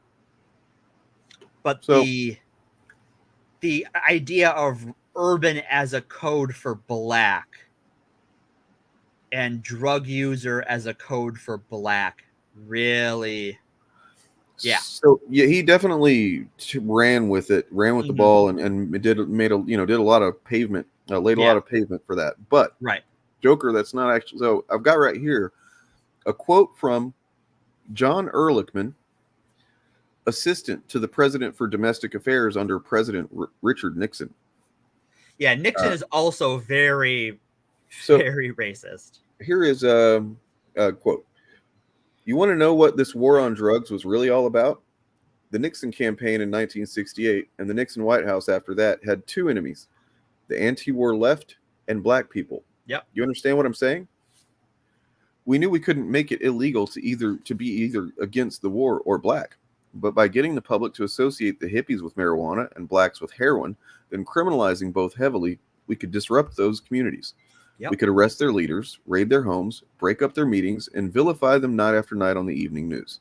Did we know we were lying about the drugs? Of course we did. Yuppers. Candid. Yeah. Because, I mean, especially once they've done the thing they wanted to do, these people are happy to admit it, right? Reagan did coin. I mean, his administration coined the welfare queen. The welfare queen stereotype was really a Reagan thing. Which you still hear. You still hear that pop up, like in that goddamn all the time. Stupid country song a while back. That guy was being astroturfed. He was describing that without saying it. Right. Well, and this is one of those things that when you look at where people get social benefits, in this country, it's concentrated in rural areas. Rural areas are very impoverished. But we've created this goes back to this urban versus rural thing and how Reagan didn't do anything original, but he took them all together and he twisted them into this corded rope where they all create one noose of fucking racism. Yeah. Because like people who I've known people who have been on welfare who have railed against people on welfare. Yep. Because they go, well, I worked for it and that person didn't. Well, you don't know that. Mm-hmm. Yeah, terrible presidents do tend to internalize shame about it, right? Like internalizing, and then you causes you to, point out the others who they're the bad version. I'm doing it the way it's supposed to. I'm doing the way it's supposed, right? But also, like they're hesitant to tell you that they're on, whether it's like food stamps. Most of the ones I knew were on food stamps because they had a child they needed to take care of. So they had a food assistance card. And it was like, oh, well, I did it the right way. And it's just like, I don't believe you. I believe, I believe that like there isn't a wrong way. Everyone should be able to eat and have a roof over their head. This is true, Sketchy. And yet, red regions, red areas, states tend to draw more money for food stamps and, public assistance and stuff like that. So once again, every accusation is a confession. Like that they call people in blue states, they call people in cities parasites when really they have, because it all comes back to fucking money with these people. And it's just like we can export our costs onto the federal government and onto blue states that are responsible. And we can profit off of that and not do anything for our people and have people in blue states pay for it. Yep. And part of that, to sort of move from the urban versus rural thing, that also is tied into another thing Reagan really fucking hated. Representative democracy. The Reagan administration really, really big in hating representative democracy. Like they hated it here. Hated it here. But also abroad. They were happy to overthrow any government if it meant that whatever the new government was, whatever, military strongman was in charge, if that new government was a client state of the United States, they didn't fucking care. Especially if it involved overthrowing a communist country or preventing a communist uprising, all the better. But really, that was just pretext to create another client state that we could sell weapons to.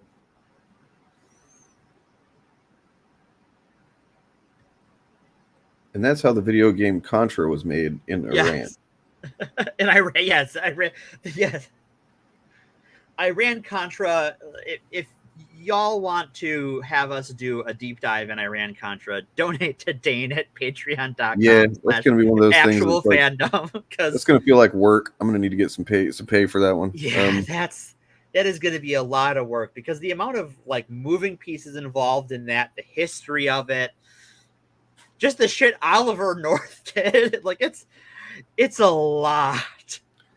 Well, let's see. Before we start wrapping up here, I have one more thing I want to tie into, but go ahead and do your thing, and then we can end. Well, no, you do yours. Go ahead.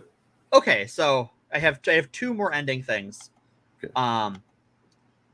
And I don't think we can talk about who Reagan hates and why we hate Reagan, and not talk about the AIDS epidemic. Yes.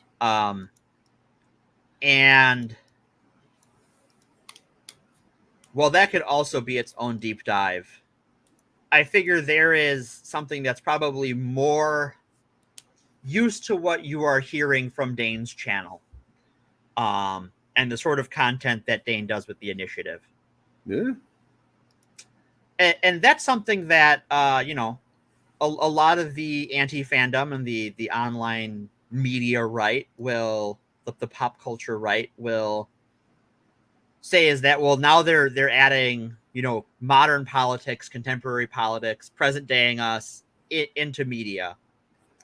But when it comes to the AIDS epidemic, I think there is a great example of that being done, that contemporary events happening, influencing our media with the legacy virus in X-Men comics.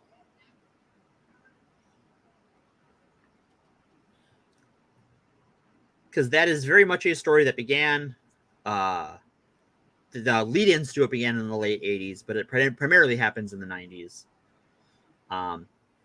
So early in the 90s that it was actually adapted into the X-Men animated series.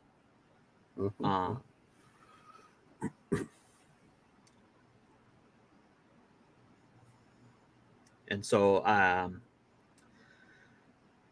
the lie that these these content creators tell us is that our media shouldn't comment on the world around us.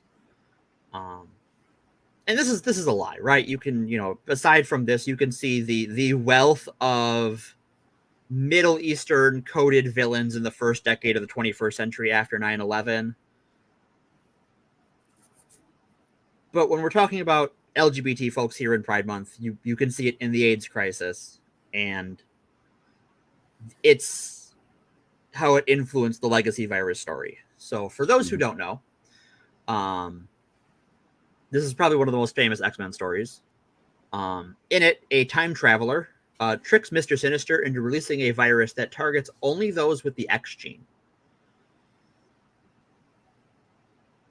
And because governments were prodded by anti-mutant activists, they were encouraged to ignore the disease because it was only killing mutants. And this is exactly how things happen with the AIDS epidemic, is that you had governments like the American government and the UK government who called it a gay disease. They believed it only affected homosexuals. And so the national policy became fuck them. And they only really started to care, both with the AIDS epidemic and in the legacy virus story, when the disease was found to affect all people, not just those targeted minorities. But by then it was too late, and the disease was out of control. Now, in the comics, we have super science and people like Beast who are able to create a cure for the legacy virus. But in our world, there is no cure for HIV. There are, you know, today in 2024, there are treatments that are very effective at preventing HIV from becoming full-blown AIDS. Magic Johnson's still fucking going strong, alive. You know, like he's doing great. Yeah, but he's lucky because these treatments are expensive and they are virtually unavailable outside of wealthy nations. And it is a real problem. You know, and then that wasn't like, I mean, it's kind of tangential, but like, wasn't one of the things that we need to do with Mother Teresa one day? We're gonna. But I would love that. Might be a birthday present for me, is to go to FAP to Mother Teresa. Oh God. Wasn't she while she was like, you know, feeding people and stuff like that, wasn't she also telling not to use condoms and shit like that over in like Africa, whatnot? I mean, that is a Catholic position to this day, is that condoms are. I'm pretty sure that she was in. Yeah. But and speaking of Africa, today that's where the AIDS epidemic is most rampant. Mm-hmm. And the reason that is because the same major religious institutions that convinced the Reagan administration and other governments not to do anything about the AIDS epidemic because it was killing gay people are the same ones, literally the same ones, that are using their wealth and resources to put in major lobbying efforts in Africa to to discourage condom use and to minimize or prevent sex education, and it's caused it to run rampant. And this, to me, is one of those like why intersectionality is important. Yes. Because like this isn't just a gay disease. This is a disease that affects everyone.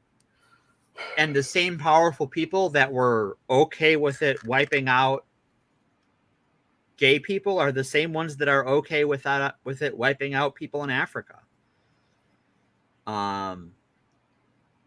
You know, there's an importance for global health care for everyone, and an importance to prevent these religious institutions from just profiting on the suffering of human life and the loss of human life.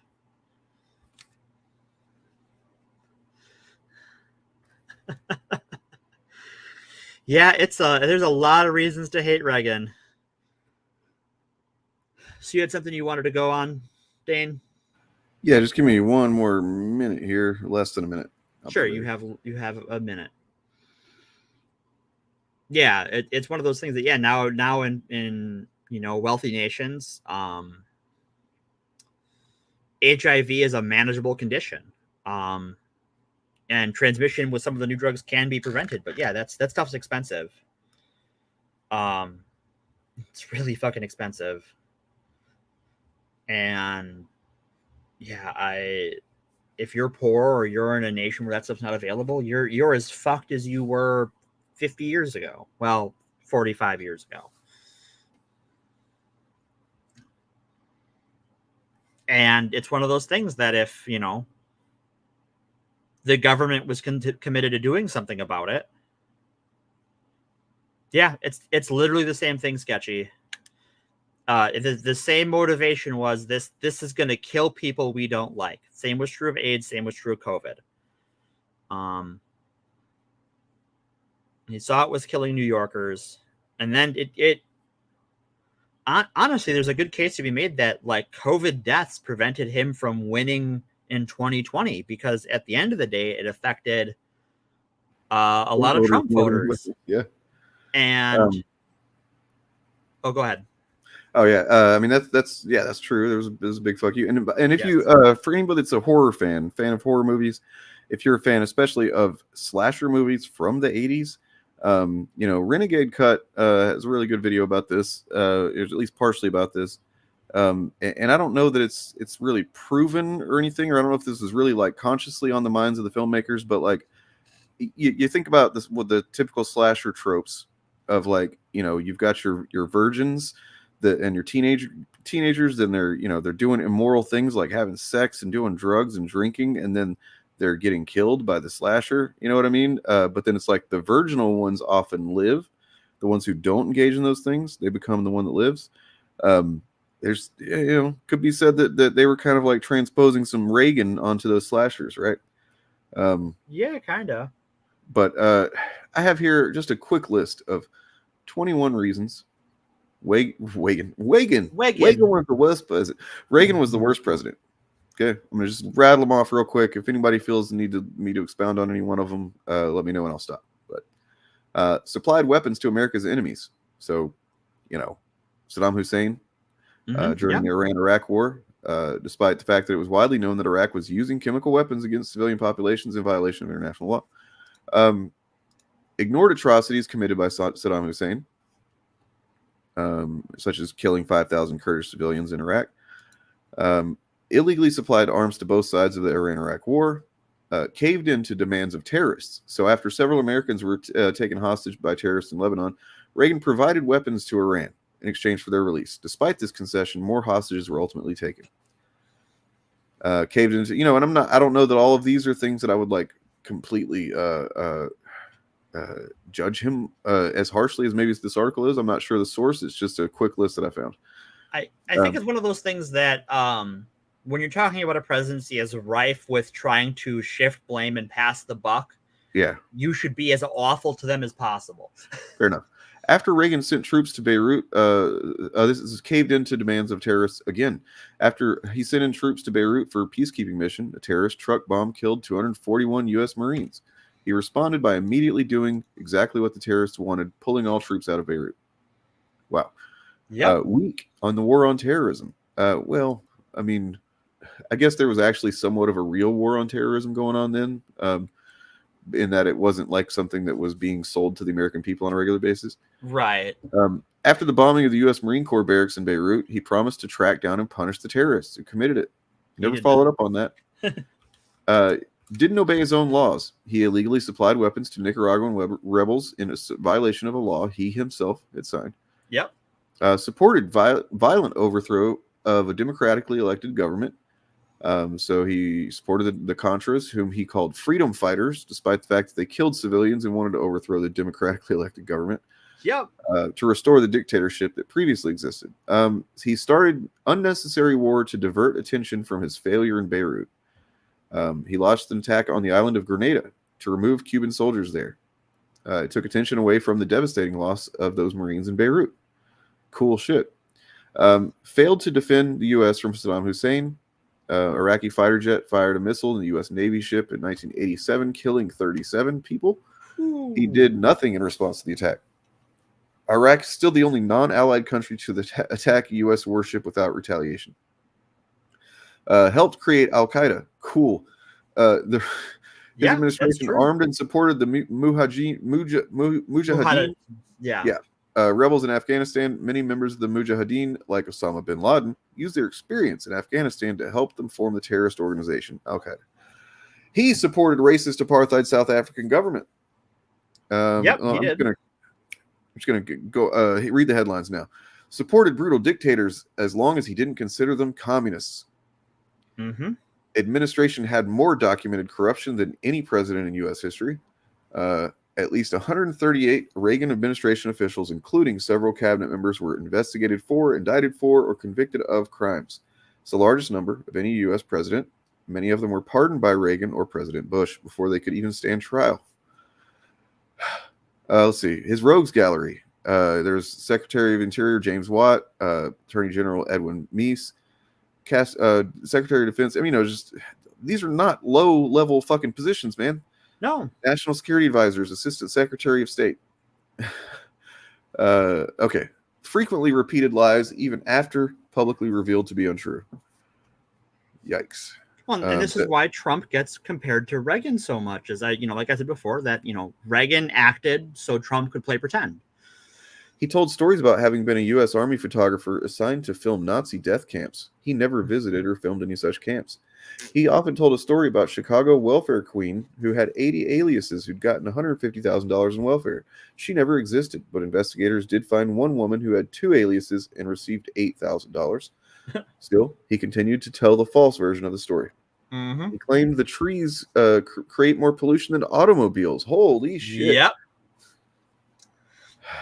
That was so absurd when I read about that. I'm like, I don't even know that I can include that, because it's just like, what the... I don't have all day for that shit. It's so dumb. I mean, look, at the same time, you got what is it? Trump said windmills cause cancer. Windmills cause cancer. Yeah, so it really is in the spirit of Reagan. He set records for budget deficits. Yes, he did. After criticizing Carter for having a $50 billion deficit, Reagan's own deficits exceeded $200 billion. Yep. Economic policies put millions of Americans out of work. When he took office in 1981, unemployment was 7.5% and dropping. A few months after his policies took effect, unemployment began to rise again. Mm-hmm. For the next 2 years, until unemployment exceeded 10%. Unemployment exceeded 10%. And 10% above. unemployment is huge. Yeah. It's disastrous. We're like it. I think it's like 3 something. We're at right 3, now? and that's a historic low. Yeah. So and they're trying to say that Biden's economic policies are hurting the economy and causing people to lose jobs, but unemployment is as low as it has ever been. There's some people are hurting still, and it's hard to make a paycheck stretch, and it's hard to get groceries and stuff like that. But inflation's a bitch, and right. Biden has also called this out, that we call it inflation, but what it is profiteering. Right. Yes. caused savings and loan industry to collapse, allowed family farms to go bankrupt or out of business, robbed Social Security trust fund to pay for budget shortfalls, and then last and certainly not fucking least, ignored AIDS epidemic while tens of thousands died. Yep. So fuck that guy in particular. Yep. And those are things that, like, most people, you know, left, right, center, if you show them that, it's like, well, yeah, it's not a lot of people are going to think that's any of those are good things to have done. Let's go back and just get Mondale in there, man. You know, Walter Mondale.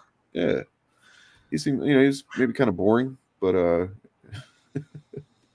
don't know. Well, and oh, excuse me. I think this is one of the things about Ronald Reagan and about Barack Obama and about Donald Trump is that they're media presidents, that really our news media is what propelled them to the White House because they were sensationalized. Now, I think one of those is not as bad as the others, though I am happy to criticize Obama. We really have to be aware of, like, how the media keeps these people in the news, where I think they're even after 2020, you know, after 2021, when he was out of office finally, until he was indicted, there was no reason to cover the guy that, you know, oh, he's doing rallies, he's doing this, no. Why is the media still talking about this guy up until he gets indicted for the documents case? But he's so good for ad revenue. Yes, he did. And the same thing was true of Reagan. Reagan was a much better speaker than Trump is. Right. But he's a very media savvy president and was able to use the media to his advantage. And Democrats are boring because Democrats.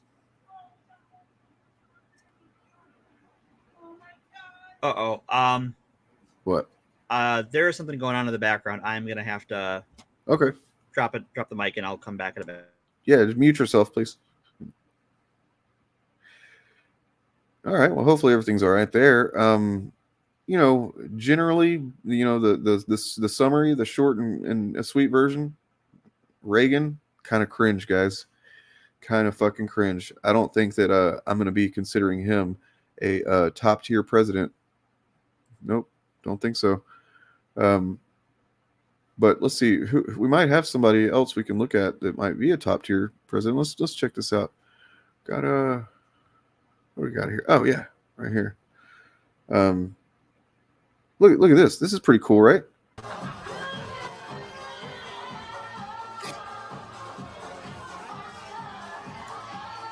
Is that Jeffrey Epstein's good friend Donald Trump? Sure is. Sure is.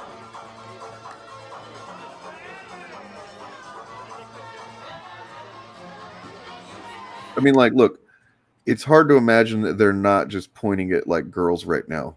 Yeah. Oh, man. Everything okay over there? It's just situation normal. I'll follow up. How are you? Is, you know, like Han Solo and the. Yeah, how are you? We're fine here. We're all fine here. Thanks. How are you? Yeah. I love the Ronald Reagan as 666 thing. That's a classic meme. Oh yeah, you know, my friend had a book years ago that was like a little toilet book, basically that had all of the people that had been called the Antichrist in the last century, and it was like essentially every public figure more or less was like there was somebody at some point making some hardcore claim about them being the Antichrist. Just funny. You know what I hope, Dan? Here's a goal. I hope a goal for the channel. I hope one day we get called. One of us gets called the Antichrist. I would love to be the Antichrist. Yeah. Oh God, that'd be so good.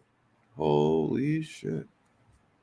So I think when we're talking about media coverage and the role of Republicans and Democrats in our government, I think I got to call out lefties. Because lefties, a lot of online YouTube lefties talk about the ratchet effect or ratchet theory, wherein Republicans are, if you think of our government, of our political system as a one-way ratchet, where there's the crank to pull it one way, and then there's the brake that stops it from going backwards. And a lot of leftist content creators and leftist people online will say the Democrats are a brake on this ratchet. And that is not true. What we have here in America is a two-party system wherein one party has spent the last 50-odd years just trying to break shit and trying to blame the other party. And the other party is the party of making government do things.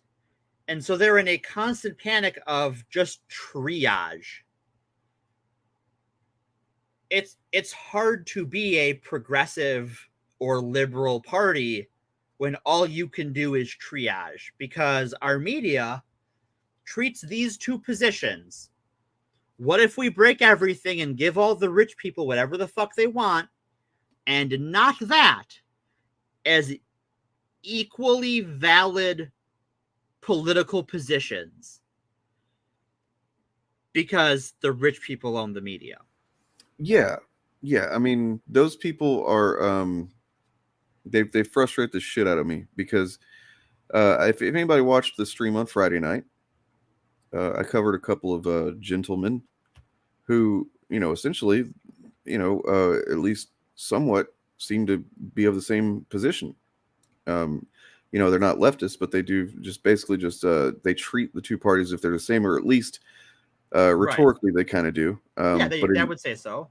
In patterns of content and ultimately their views and stuff like that, it becomes clear that they're more for one side or the other. And it's like, so with those two elements essentially not unknowingly, unwillingly working together to support the fucking shitty side of things.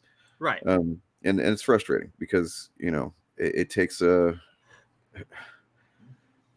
don't, I don't know what I was trying to say there, but I do have a 25-minute highlight video from Friday night already. I've got that kind of clipped out, including my it was a pretty good rant that I did there for a little bit. And I'll, it's up on Patreon right now. As a matter of fact, if you are a patron supporter, and I mean, unfortunately, the paid ones, the real, the paid supporters, because I do release a video, try to release a video every week that is for even just the free followers as well. But this one is just for the paid folks. You can watch that now. I'm going to take time to kind of edit it down a little bit more, maybe add some context to certain things, and then release that. And I think, when did Bob say? Let me check. I asked Bob about doing, going over our debate with Adam and Sitch again, because the people demand it. And I think like one person demanded it. Maybe they're plural, so they're people. I don't know. So he said a week from Tuesday. So yeah, a week from this coming Tuesday, he and I will be going over that debate because it's been a couple of years, or I guess over a year. Yeah. And you're welcome, Sketchy. Yeah, it's like, yeah, I mean, I can't say it any better than what you did, to be honest. Thank you. And then you've got figures like what I've got here, which is kind of just let's see, we're hitting 2 hours. We're about 2 hours. Did you have anything else? Or I have nothing else. Okay. Well, let's check out this video. This is another one from that Hippo Clip channel, which, look, they've only got a few subscribers. Yeah, you should subscribe to Hippo Clips. They're great. They're doing some stuff, and they seem to be maybe fans of ours. I don't know, but like I'm pretty sure that this video here actually includes some stuff that was from my content, I believe. So, oh, yeah, Yeah, I'm gonna fucking seek them out and see who they are. I'm gonna fucking We gotta find this mysterious Hippoclips. Hippoclips, if you're in chat now, you're rad. Thanks for hanging out. Yep, and give away your information now, please. No. Well, a link to your channel so people can subscribe to it. The right has all these fucking channels that do this kind of shit. It's like we could have one, right? We get one. But ours is actually funny. Like Hippoclips is actually like I've seen those right wing, cringe compilation clip channels, and it's just kind of sad and boring. This is actually funny. Yep. I mean, especially this. Check this out. Good evening, distinguished guests. My name is Brooke Englehart, and I'm currently a junior at Northwood studying digital marketing. I've never marketed anything as such. Tonight, I have the honor of speaking to you about an imaginative entrepreneur, a passionate advocate for creativity. Okay, what's your plot? As far as what?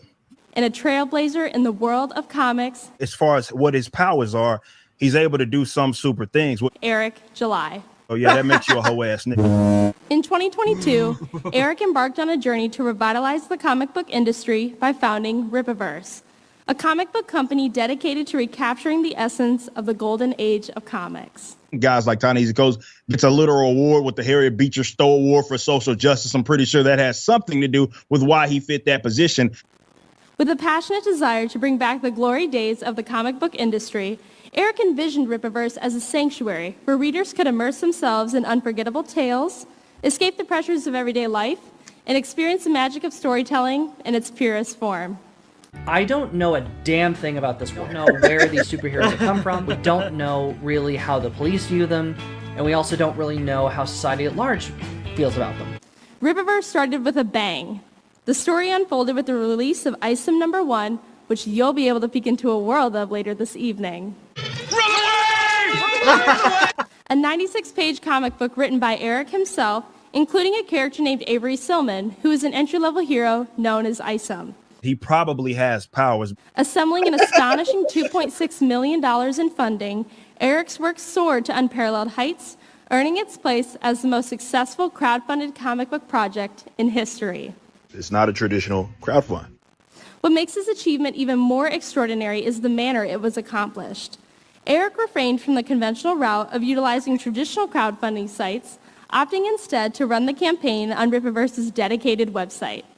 This bold decision I'm not bald, motherfuckers. not only showcased Eric's entrepreneurial awareness, Low blow, but also but all demonstrated his unwavering commitment to maintaining creative control and fostering direct connections with his audience. Your business is marketing anti-woke shit to morons. Well, that's By the campaign's conclusion, Eric had surpassed all expectations, raising an astounding $3.7 million. This accomplishment stands as a testament to Eric's unique dedication. Act 1, Act 2, Act 3. What do you mean, like going into the future for ISOM 1, 2, and 3? His down-to-earth leadership style. I'm not gonna use aggression on you, but all I'm saying is people done got knocked the fuck out for a lot less. And his ability to inspire others to rally behind a shared vision. Well, something is legitimately wrong with you. But Eric's impact extends far beyond the world of comics.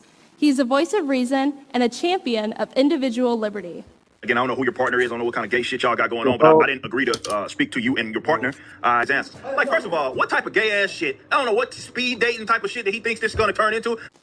Through activism and advocacy, he tirelessly fights for justice, equality, and freedom. Can't even turn on a video game without seeing Black Lives Matter on freaking soccer game or something like FIFA. It's nonsense. Challenging the status quo and empowering others to stand up for what they believe in. She's being lectured by some like trans person about other bull crap.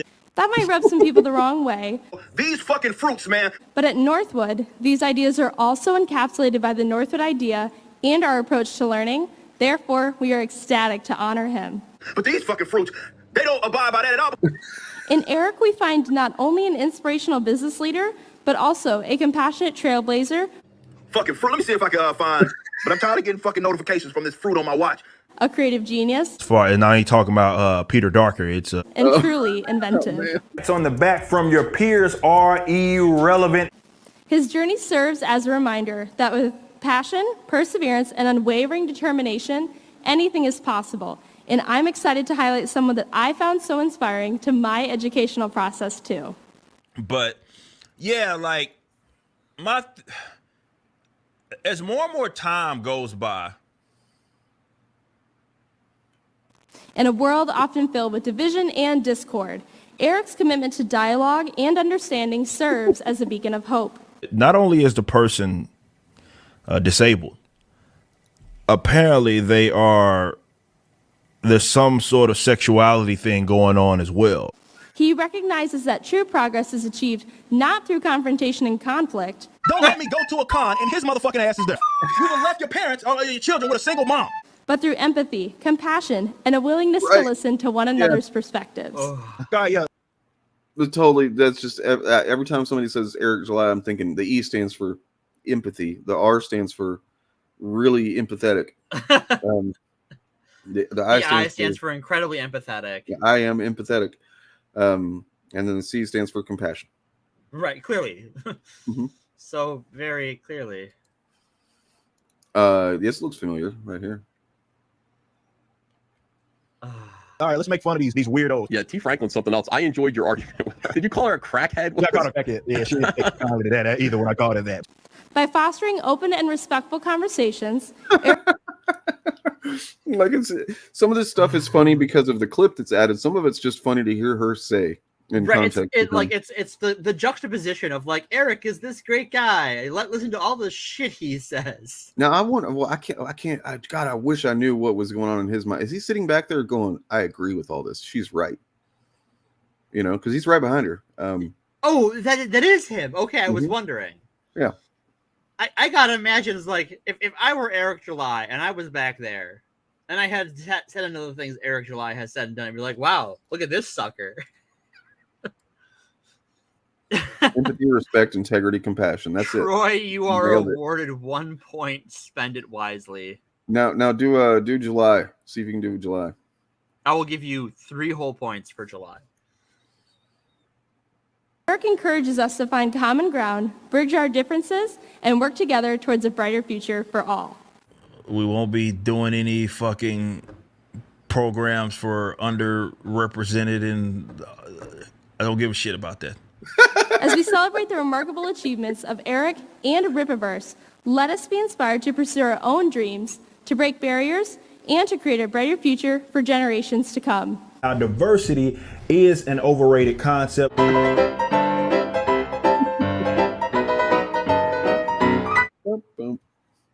Good job, Hippoclips. Good job. Hippoclips, good work.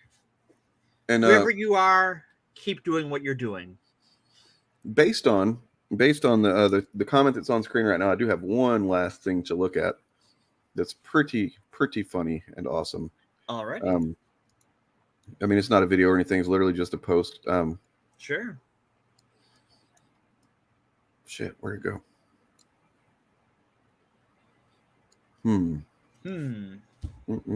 Wait, I can find it. I believe in you. I believe in you. I believe in you.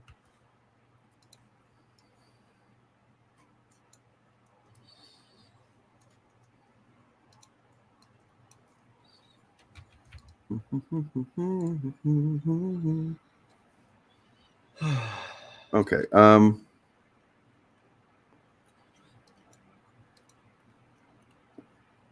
God damn it. I promise I'm getting there. You'll get in there.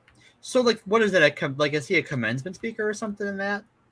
So he got an award from some organization that's like a I don't know, like does anybody remember what that award was called? What the fuck it was about? The I Got Mine award. Right.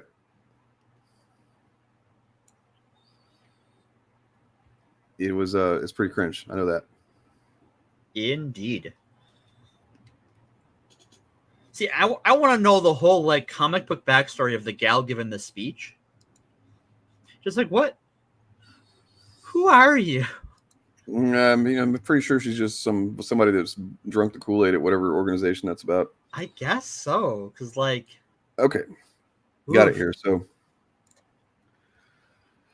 Eric, I mean, okay, let me preface. One of the things that Ethan was really going hard at Eric about, as well as Dick and all these guys, and then and we made some jokes as well, I think, is Eric's use of like kind of photo backgrounds like stock stuff in the comic books and whatnot, and that's pretty cringe, man. Like, don't do that shit if you're gonna make a comic book, especially if you're gonna sell it for judicious, unbiased, laughable, laudable. Yeah. C plus. I'll give it a B. Okay, Northwood University is a Christian university. No wonder they were lying so much. Okay. Yeah. All right. Damn. That's what he was getting worth. So here is apparently page from Cyberfrog. Is that an AI background or what? It seems to be like a kind of photoized, kind of photoshopped in background. Ethan justified because he says it looks good.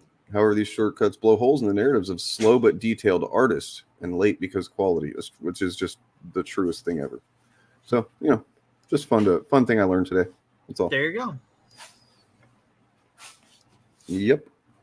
You guys are off. That's where Sketchy says that's where Betsy DeVos comes from. Where's that? Northwood University. Oh, interesting. That's fucking cool, man. That's now we got to get that Pilar guy. Pilar to do a deep dive on that. Yeah. All right. Well, I know. Didn't he say you were the journalism goat? He did say that. I mean, that means I eat everything. Sure. Goats eat. That means my pupils are rectangles. Are rectangles?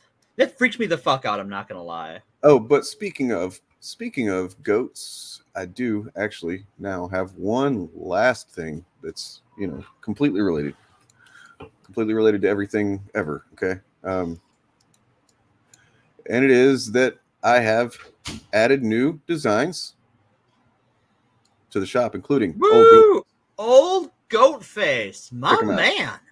Fucking bisexual colors and everything. You gotta love that shit. Come on, I do. Look at that. Oh, that's And if anybody ever asks you, hey, is that like a devil thing? It's like, well, yeah, of course it is, but it's like the cool version. This is old goat face.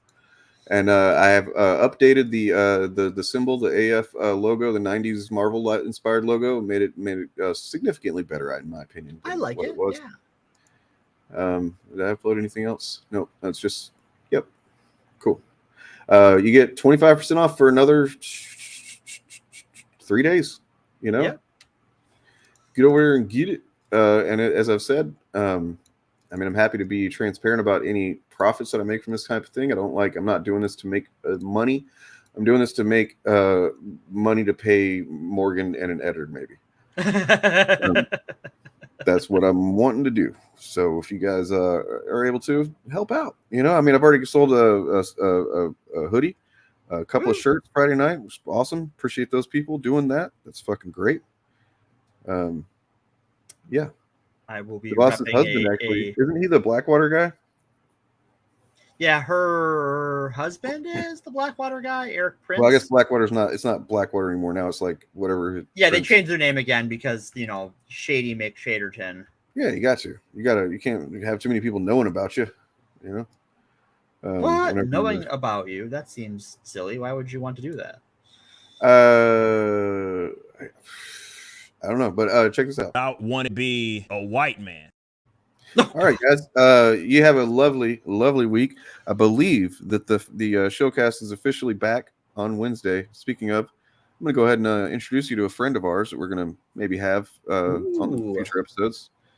Got him. We just kind of made this friend today. I literally made him. Shilly. Look at the little Shilly. Ain't gonna ruin my good time. Fuck yeah. I like to do things. I don't know. I don't know. I really like Shilly. It's so fucking cheesy in the best possible way. Yeah. All right, guys. You're all beautiful people. I'm not gonna, wonderful. I'm not going to get as into it as I did the other night at the end of the Adam and Stitch stream because I was a little bit serious and I was getting really perverted on you guys, and I'm sorry about that. But you deserve it. All right. Hit like, subscribe. Thank you, Morgan. And you're all beautiful. You're all What wonderful. I do now is just take a scan through their content. And this is important, okay? Like, it's pretty important. If you don't take anything else from tonight, if you don't remember anything else, I need you to remember this. I need you to remember it, okay? You ready? The female version of Dick Grayson is Pussy Gray Daughter. Okay? Drink it in. Yeah. Absorb it. Let it wash over you. Okay. As long as we're on the same page.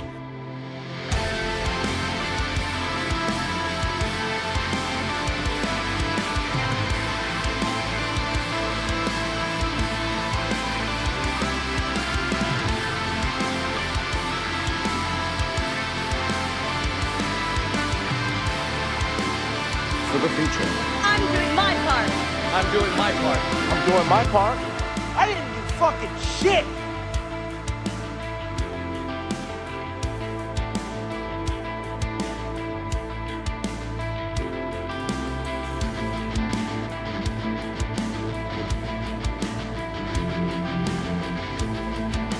Not gonna be a whore, Frank. You already a whore.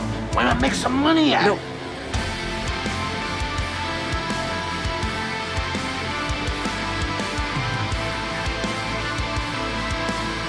Let's fucking go. Don't think, act. You can't see my penis, man. I said give me dong, or give me death. If I were a